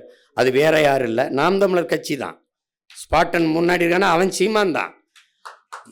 அதுக்கு முன்னாடி நிற்கிறது யாரு? நம்ம தலைவன் தான். 2,80,000 பேரை 25,000 பேரை வச்சு ஒருத்தன் சண்டை செஞ்சு கலங்கடிச்சிருக்கான் அப்படின்னா இவன் ஸ்பாட்டன்ஸ் வீரன் இல்லாமல் என்ன நினைக்கிறீங்க? எப்படி நினைச்சு பாருங்க, என்ன வருத்தம் வந்திருக்காப்புல. அவரே சொல்லிடுறாரு, ஒரு படையின் வெற்றி என்பது ஆயுத வலிமையிலேயோ படையின் வலிமையிலேயோ அதில் இல்லை, ஆள் வலிமையிலேயோ இல்லை, வீரர்களின் உடல் உறுதியிலையும் உள்ள உறுதியிலையும் உடல் வலிமையிலும் தான்றாப்புல. அதனால நீங்க என் படையில என் முன்னாடி எத்தனை பேர் இருக்கிறீங்கன்னு முக்கியம் இல்லை, எவ்வளவு பேர் ஈடுபாட்டோடு இருக்கிறீர்கள், எவ்வளவு பேர் லட்சிய உறுதியோடு இருக்கிறீர்கள்ங்கிறது தான் முக்கியம். அதனால அப்படி நின்று நீங்க வேலை செய்யுங்க போதும். மக்கள் நம்மளோடு இருப்பாங்க, ஒன்றும் குழப்பிக்காதீங்க. பணம் இருந்தால் தான் அரசியல் செய்ய முடியுங்கிற எண்ணத்தை ஒழிங்க. பணம் இருந்தால் அரசியல் செய்ய முடியும்னா அது முதலாளிகளுக்கான அதிகாரம், உழைக்கும் மக்களுக்கான அதிகாரம் இல்லை. அந்த அதிகாரத்தை நிறுவ நம்ம வரலை. உங்களுக்கு விளங்குது? பணம் இருந்தால் தானே அரசியல் செய்ய முடியும்னா மக்களுக்கு சேவை செய்ய பணம் எதுக்குங்கிற கேள்விக்கு உங்கள்கிட்ட யார்ட்டாவது பதில் இருக்கா? எதுக்கு பணம்? அவன் தான் எல்லாம் கொடுத்துட்றானே. மின்சாரத்துக்கு வரி கட்டிடுறான், சாலைக்கு வரி கட்டிடுறான், கல்விக்கு வரி கட்டிடுறான், குடிநீருக்கு வரி கட்டிடுறான். அதனால அது பணம் இருந்து நீங்கள் பணம் கொடுத்தா அங்கீகரிக்கப்பட்ட என்ன சொல்கிறது, இசைவு பெற்ற கட்சி. எங்கள் மாமா அவர் கோச்சுப்பான். இசைவு பெற்ற கட்சி தானே மாமா, முழு இசைவு பெற்ற கட்சியாக வந்திருக்குது. அப்போ முழு இசைவு பெற்ற கட்சியாக நீங்கள் காசு கொடுத்தா வந்தீங்க? இப்போ என்னமோ அவன் தம்பி சொல்லிகிட்டு இருக்கான், இப்போவே இதுக்கே திணறன்னா தேர்தலுக்கு நிதிக்கு எப்படின்னு. அது ஓ வேலை இல்லை. பிச்சை எடுத்தாவது நீ எல்லாம் என்ன போன தடவைலாம் காசு, கட்சியே பிச்சைக்கார கட்சி, காசு கிடையாது. அது இந்த காசு இல்லாமல் செய்கிறதுனால தான் நம்மகிட்ட உறுதியும் போர்க்குணமும் இருக்கு. அதனால எப்பாடுபட்டாவது உங்களுக்கு தேர்தல் செலவுக்கு வர வேண்டிய செலவுக்கு பணம் வரும். அது எந்த உழைக்கும் நம்ம மாதிரியே உணர்வுள்ள தமிழ் மக்கள் நாடங்கள் உலகங்கள் இருக்கான். அவன் 50, 1000, 100ன்னு சேர்த்தாவது கொடுத்து கொண்டு வந்து நிறுத்திடுவான். நீங்கள் ஒன்றும் கவலைப்படாதீங்க. அதுக்கு தானே உங்கள் அண்ணன் இருக்கேன். அந்த சுமை உங்களோடது இல்லை, அது என்னோடது. ஆனால் நீங்கள் எனக்கு செய்ய வேண்டியது, நீங்கள் இந்த மண்ணுக்கும் மக்களுக்கும் உண்மையாக இருங்க. நான் உங்கள் ஒவ்வொருத்தருக்கும் உயிராக இருப்பேன். அதை மட்டும் கவனிச்சுக்கணும். சும்மா தேவையில்லாமல் சேட்டை பண்ணிட்டு அலையக்கூடாது. நான் பெரியவன் என்று எண்ணுவதை நிறுத்து. உன்னிலும் பெரிது உன் இனம், உன் மொழி, உன் இனம், உன் வரலாறு, உன் இலக்கியம், உன்னுடைய வழிவ எல்லாவற்றிலும் நீ அதோட ஒப்பிடும்போது ஒன்றும் கிடையாது. அதுதான் பெரிது. என்னிலும் பெரிது என் கனவு, என் இலக்கு. ஏனென்றால் நம்மை கால்கள் வழிநடத்தவில்லை, நம் முன்னவர்கள், நம் தலைவன் தூக்கி சுமந்து வந்த கனவு நம்மளை வழிநடத்துகிறது. அதை நிறைவேற்ற வேண்டுமென்றால் உங்களுடைய ஒற்றுமை, ஒருங்கிணைந்த செயல்பாடு அவசியப்படுது. அதை நீங்கள் செய்யணும். அதுக்கப்புறம் ஆமாம், எங்கள் தேசம், அதை விட்டேன். எங்கள் தேசம்ங்கிற ஒரு வலையொலி தொலைக்காட்சி, அது 14ஆம் தேதி தொடங்குறதா இருக்குது. எப்படியும் கொண்டு வந்துடுவோம்னு நினைக்கிறேன். கொஞ்சம் அது எப்படின்னா, நம்ம இந்த தொலைக்காட்சி இருக்குது பாருங்கள், அதே மாதிரி வலையொலியிலே வருது. காலையில் செய்தி படிக்கும், ஆங்கில செய்தியும் படிக்கும், அது பட்டிமன்றம் நடத்தும், பாட்டு மன்றம் நடத்தும், மழலையர் தமிழ் மன்றம் நடத்தும், எல்லாம் நடத்தும். திரைப்படத்தை கூட விமர்சிக்கும். இதுவும் படம் எடுக்கும். படம் எடுத்து சின்ன சின்ன படங்களாக எடுத்து போடும், குறுந்தொடர் எடுக்கும், எல்லாம் எடுக்கும். ஆனால் நீங்கள் ஒரு தொலைக்காட்சி எப்படி தரமாக இருக்கணும்னு நினைப்பீங்களோ அப்படி அது இருக்கும். அது எதுக்கு தொடங்கப்படுதுன்னா, பொழுதை போக்க அல்ல, ஒவ்வொரு நொடியும் நல்ல பொழுதாக ஆக்குவதற்கு ஒரு கல்லூரி போல குழந்தைகளுக்கு கதை, நன்னறியை போதித்தல், நல்ல தமிழ் பயில்வோம், நற்றமிழ் கற்போம், எல்லாம் வரும். நீங்கள் கவிதை படிக்கலாம், கட்டுரை படிக்கலாம், பேசலாம், நீங்கள் உங்களுக்குள்ள சந்தித்த நல்ல செய்திகளை பரிமாறலாம், கவிதை ஒவ்வொரு நாளும் நீங்கள் படித்த செய்திகளை பரிமாறலாம். உங்களுக்கான தளம் எங்கள் தேசம், ஓர் இனத்தின் பெருங்கனவு. புரியுதா? அது உலக தமிழர்களின் வலை தொலைக்காட்சி, மான தமிழர்களின் மனசாட்சி, மான தமிழ் மக்களின் மனசாட்சி என்று அந்த தொலைக்காட்சி வரப்போகுது, வலை தொலைக்காட்சி. இனிமேல் நம்மளுடைய கட்சியுடைய எல்லா நிகழ்வுகளும் அதில் வரணும், அதில் தான் பார்க்கணும். எங்கள் தேசம்னு இருந்தால் தான் பார்க்கணும். சும்மா எவன் போட்டாலும் போட்டு பார்த்துக்க கூடாது. பல லட்ச ரூபாய் பிச்சை எடுத்து கடனை வச்சு, அன்னைக்கெல்லாம் என் காயில் வந்து போய் நகையை போய் அடமானம் வச்சு காசு கொடுத்து கொண்டாந்து கொடுத்தேன், இந்த எந்திரத்தை வாங்கடா டே பண்ணுறான்னு. அதுக்கு வட்டி 2 மடங்காக கேட்டிருக்கு. இப்போ எங்கே போய் கட்டுறதுன்னு தெரியல. இப்போ அதை எப்படின்னா, நம்ம ஒவ்வொரு கருவியும் வாங்கி பார்த்து தரமாக செய்கிறதுக்கு கொண்டு வருது. நாங்கள் இங்கே உயிரை கொடுத்து பண்ணிக்கிட்டு இருக்கும்போது எவனோ ஒருத்தன் போடுறத முதல்ல பார்த்துட்டா நம்மது சரியாக வராது. நாம் தமிழர் பிள்ளைகள் பணிக்கணும், எல்லாருக்கும் கடத்தணும். எங்கள் தேசத்தில் தான் நம் கட்சியை பற்றி செய்திகள் வரும். நம் கட்சியுடைய போராட்டமோ, குருதி கொடை கொடுக்குறதோ, சுற்றுச்சூழல் மரக்கன்று நடக்கிறதோ, நம் பிள்ளைகளுடைய பேட்டி ஈட்டி ஆர்ப்பாட்டம் எல்லாம் அதில் வரும். இனிமேல் எந்த தொலைக்காட்சி காட்டலைங்கிற கவலை உங்களுக்கு இல்லை. உங்கள் தொலைக்காட்சி உங்களை காட்டும். நீங்கள் அதை பற்றி கவலைப்படாது. என்ன அது போன தடவை செய்ய வேண்டியது. என் தம்பி சிவாக்கிட்ட கேட்டேன், எவ்வளோட 1.5 கோடி நான் படுத்துட்டேன். அப்படிதானடா? ஏன்னா 21, 24 தேர்தலுக்கே நம்ம கொண்டு வந்திருப்போம். அது இது முடியல, இப்போ எப்படியாவது நம்ம கொண்டு வந்துடுவோம். அதை நீங்கள்லாம் பின்பற்றினீங்கன்னா நம்ம தொலைக்காட்சி பெரிய அளவுக்கு வளர்ந்துடும். இது சாதாரண வலையொலி எப்படி இதில் பார்க்குறதுங்கள, பெரிய தொலைக்காட்சியில் யூடியூப் தானே, வலையொலியில் வந்துடுது. தட்டினீங்கன்னா எங்கள் தேசம்னு வந்துட போது, அப்போ டிவியில் பார்க்க பெரிய அகன்ற திரையில் பார்க்குற மாதிரியே பார்த்துட வேண்டியதானே. என்னடா இப்படி நம்ம தொலைக்காட்சி இவ்வளவு சிறப்பாக நிகழ்ச்சிகளை செய்துன்ற அளவுக்கு உங்களுக்கு கொண்டு வந்துடும் பாருங்க. மானாட மயிலாடலாம் இருக்காது, மக்கள் ஆடுவாங்க, நல்ல பாடல்கள், நல்ல என்ன தம்பி, நம்மளுடைய பாரம்பரிய கலைகள், நம்முடைய இலக்கியம், நம்மளுடைய எல்லாவற்றையும் போற்றுகிற ஒரு வலையொலி தொலைக்காட்சி கொண்டு வரோம். எங்கள் தேசம்ங்கிறத நீங்கள்லாம் கவனத்தில் வச்சு எங்கள் தேசத்தை பார்க்கணும், எல்லாருக்கும் இது பண்ணுங்க. அதை இது 14ஆம் தேதி, ஆமாம் 14ஆம் தேதி கொண்டு வரணும்னு முயற்சிக்கிறோம். ஏன்னா இப்போ இந்த 21 நேரலையே, நம்ம மாநாட்டு நேரலையே நம்ம தொலைக்காட்சி, நம்ம எங்கள் தேசமே ஒளிபரப்பிடும். அதிலே நீங்கள் பார்த்துடலாம், உங்களுக்கு வந்துருச்சு. வேறு எல்லாருமே நிறைய எல்லா கருத்துக்களையும் சொல்லிட்டீங்க. நீங்கள் பேரன்பு கொண்டு நேசித்து நம் பிள்ளைகளை வழி நடத்தி கொண்டு போங்க. புதிதாக வர்ற வேட்பாளர்கள் இருக்காங்க, முதன்முறையாக போட்டியிட வேட்பாளர்கள், அவர்களெல்லாம் ஊக்கப்படுத்தி தட்டி கொடுத்து கொண்டு போயிருங்க. இதெல்லாம் ஒவ்வொன்றையும் பார்த்து ரொம்ப யோசித்து, ஒரே மகளை பேணி வளர்த்து, செல்லமாக வளர்த்து கட்டி கொடுக்கும்போது ஒரு தகப்பன் எப்படி செய்வானோ அப்படி செய்யுது இந்த கட்சியை. நான் செஞ்சுக்கிட்டு இருக்கேன். ஒரு வேட்பாளரை நிறுத்தும்போது அவரை ஏன் நிறுத்தினா, இவரை ஏன் நிறுத்தினேன்னா, டேய் பெற்று வளர்த்த எனக்கு தெரியாதடா என் பிள்ளைக்கு என்ன நகையை போடணும், என்ன இது பண்ணணும்னு. அந்த மாதிரி தான். இப்போ அது மாதிரி நீங்கள் அந்த குழப்பத்துக்குள்ளே போகக்கூடாது, சிறப்பாக இருக்கணும். மறுபடி ஒரு இடத்துல அண்ணன் பேசும்போது ஒரு கருத்து இருக்குது. இப்போ உதாரணமாக ஒரு பாடலையோ பாடுறோம், ஒரு பாட்டு பாடுறோன்னு வச்சுக்கிறோங்க. இப்போ இப்படி இருக்கும் பாருங்க. இப்போ வந்து கோடி கோடியா அடித்த கூட்டம் கொளுத்து வாழுது, ஓடி ஓடி உழைச்ச கூட்டம் கூழுக்கு அழுகுது, குழந்தை பாலுக்கும் அழுகுது. அதை நாங்கள் சொல்லிடுவோம். அப்போ அண்ணன் பாடி இருக்கும்போது முன்னாடி நிற்கிற என் வேட்பாளர், இந்த நிற்கிற என் பிள்ளைகள்லாம் குழந்தை பாலுக்கும் அழுகுது,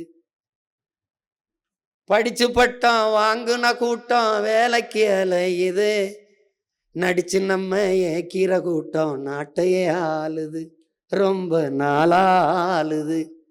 இது யாரு செஞ்ச தப்பு, நம்ம தாத்தா வாட்டி தப்பு. இது யாரு செஞ்ச தப்பு, நம்ம ஆத்தா அப்பன் தப்பு. நம்ம மாமன் மச்சான் தப்பு, நம்ம அண்ணன் தம்பி தப்பு. இனி நடக்கலாமா அப்பு, அது ரொம்ப ரொம்ப தப்பு. அதுக்கு என்ன, உலகத்திலே உயர்ந்த குடி, உலகத்திலே உயர்ந்த குடி உழவர் குடி. அவன் இல்லைனா ஏது உனக்கு சோறு ஒரு விடி, உனக்கு உணவு ஒரு விடி. அதனால என்ன சொல்றா, செயலையும் மாத்து, விவசாயி சின்னத்துக்கு போடுங்க ஓட்ட, கொஞ்சம் மாத்துங்க நாட்ட, அப்புறம் பாருங்க நாட்ட அப்படின்னு சொல்றோம்ல. அப்ப நீங்க பின்னாடி சேர்ந்துக்கிறேன். என் பிள்ளைங்கள என்ன பாட்டை வெளியிட்டுருவான், போடுங்க ஓட்ட அப்புறம் பாருங்க நாட்ட. பெற்றோரே பெரியோரே உற்றாரே உறவினரே, உங்க பிள்ளைங்க நாங்க சொல்லுறத கேளுங்க, அதுல உண்மையது நன்மையது பாருங்க, எண்ணி பாருங்க. நாம சாதி பார்த்து போட்ட ஓட்டு எதையும் சாதிக்கல, அப்படி மதம் பார்த்து போட்ட ஓட்டு எதையும் மாத்தல.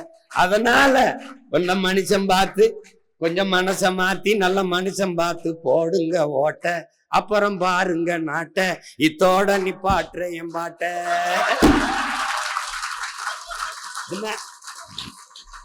ஏன்னா நீங்க மார்க்ஸ் என்ன சொல்ற, கலை இலக்கிய வடிவம் மக்களிடத்துல புரட்சியை ஏற்படுத்த. இப்ப என்னடா நாடு இது, எவன் செஞ்ச கேடு இது, என்னடா நாடு இது, எவன் செஞ்ச கேடு இது.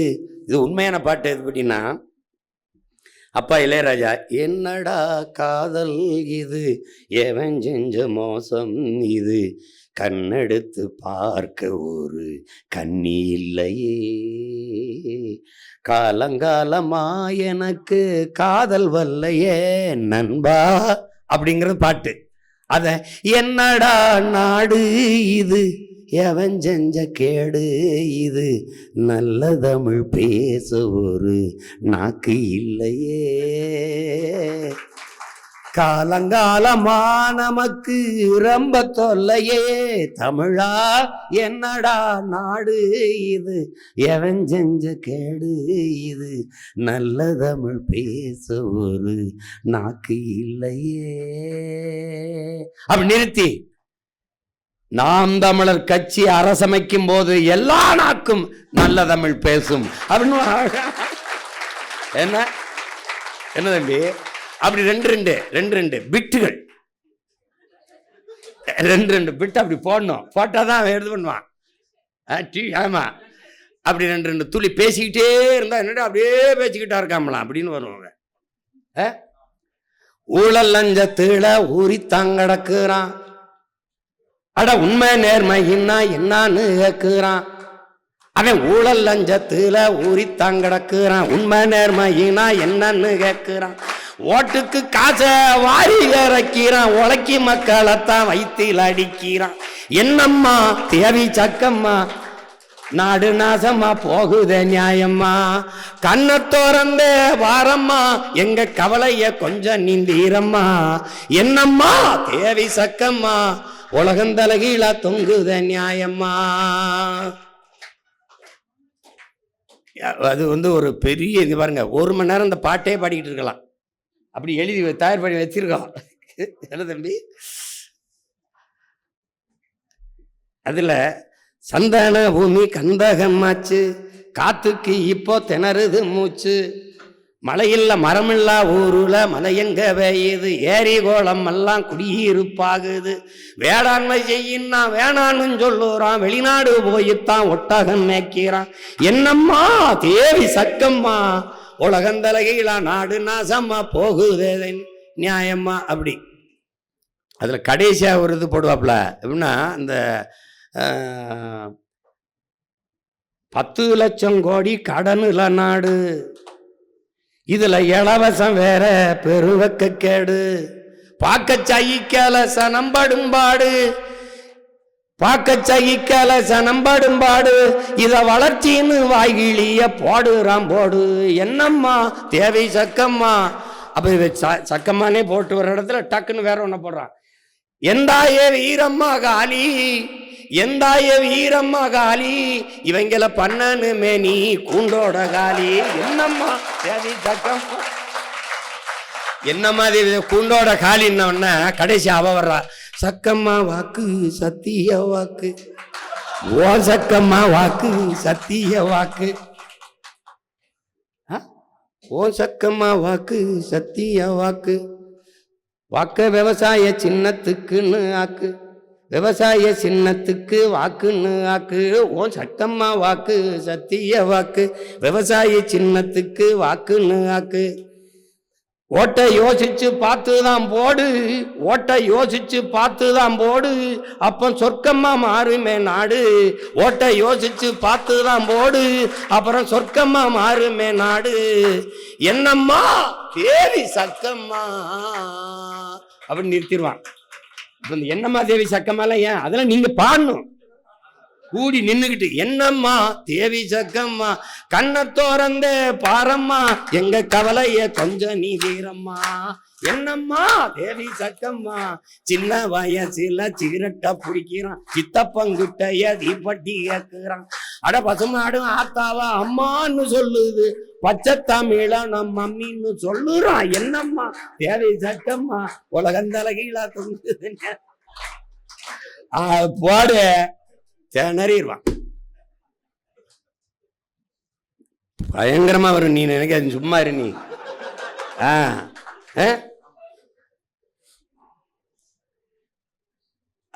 அது அன்னைக்கு அவ்வளோ நேரம் பேசினேன்.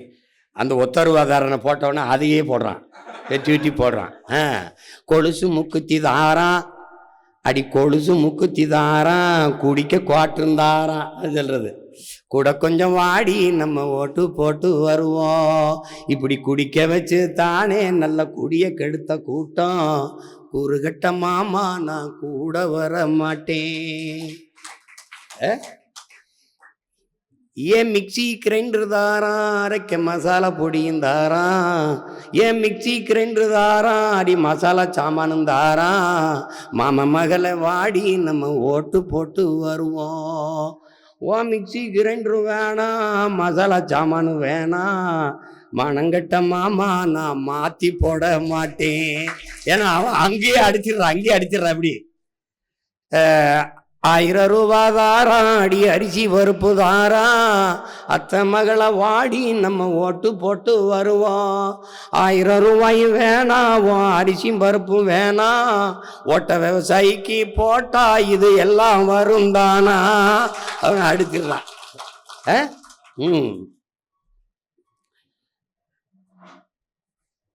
ஏதோ சொல்லுவாப்ல அது. ஏ வேட்டி சேலையும் தாரான் அடி ஓசி பசுந்தாரான். வேட்டி சேலையும் தாரான் அடி ஓசி பசுந்தாரான்.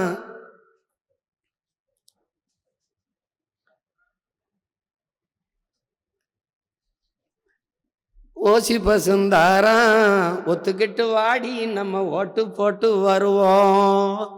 ஏ வேட்டி சேலை வேணாம், அந்த ஓசி பசு வேணாம். வேலை வெட்டி தந்தா இதை வாங்கிக்கு வேந்தானா. அப்படி கொண்டு வந்துருவாத. அதனால தேர்தல் களம் நம்ம கையில் தான் இருக்கும். நீங்கள் கவலைப்படாமல் இருங்க. அதெல்லாம் சிறப்பாக பண்ணி விட்டுருவோம். எல்லாரும் பொறுப்பை உணர்ந்த தளபதிகள் கொஞ்சம் ஒற்றுமையாக இருந்து வெல்லணும்.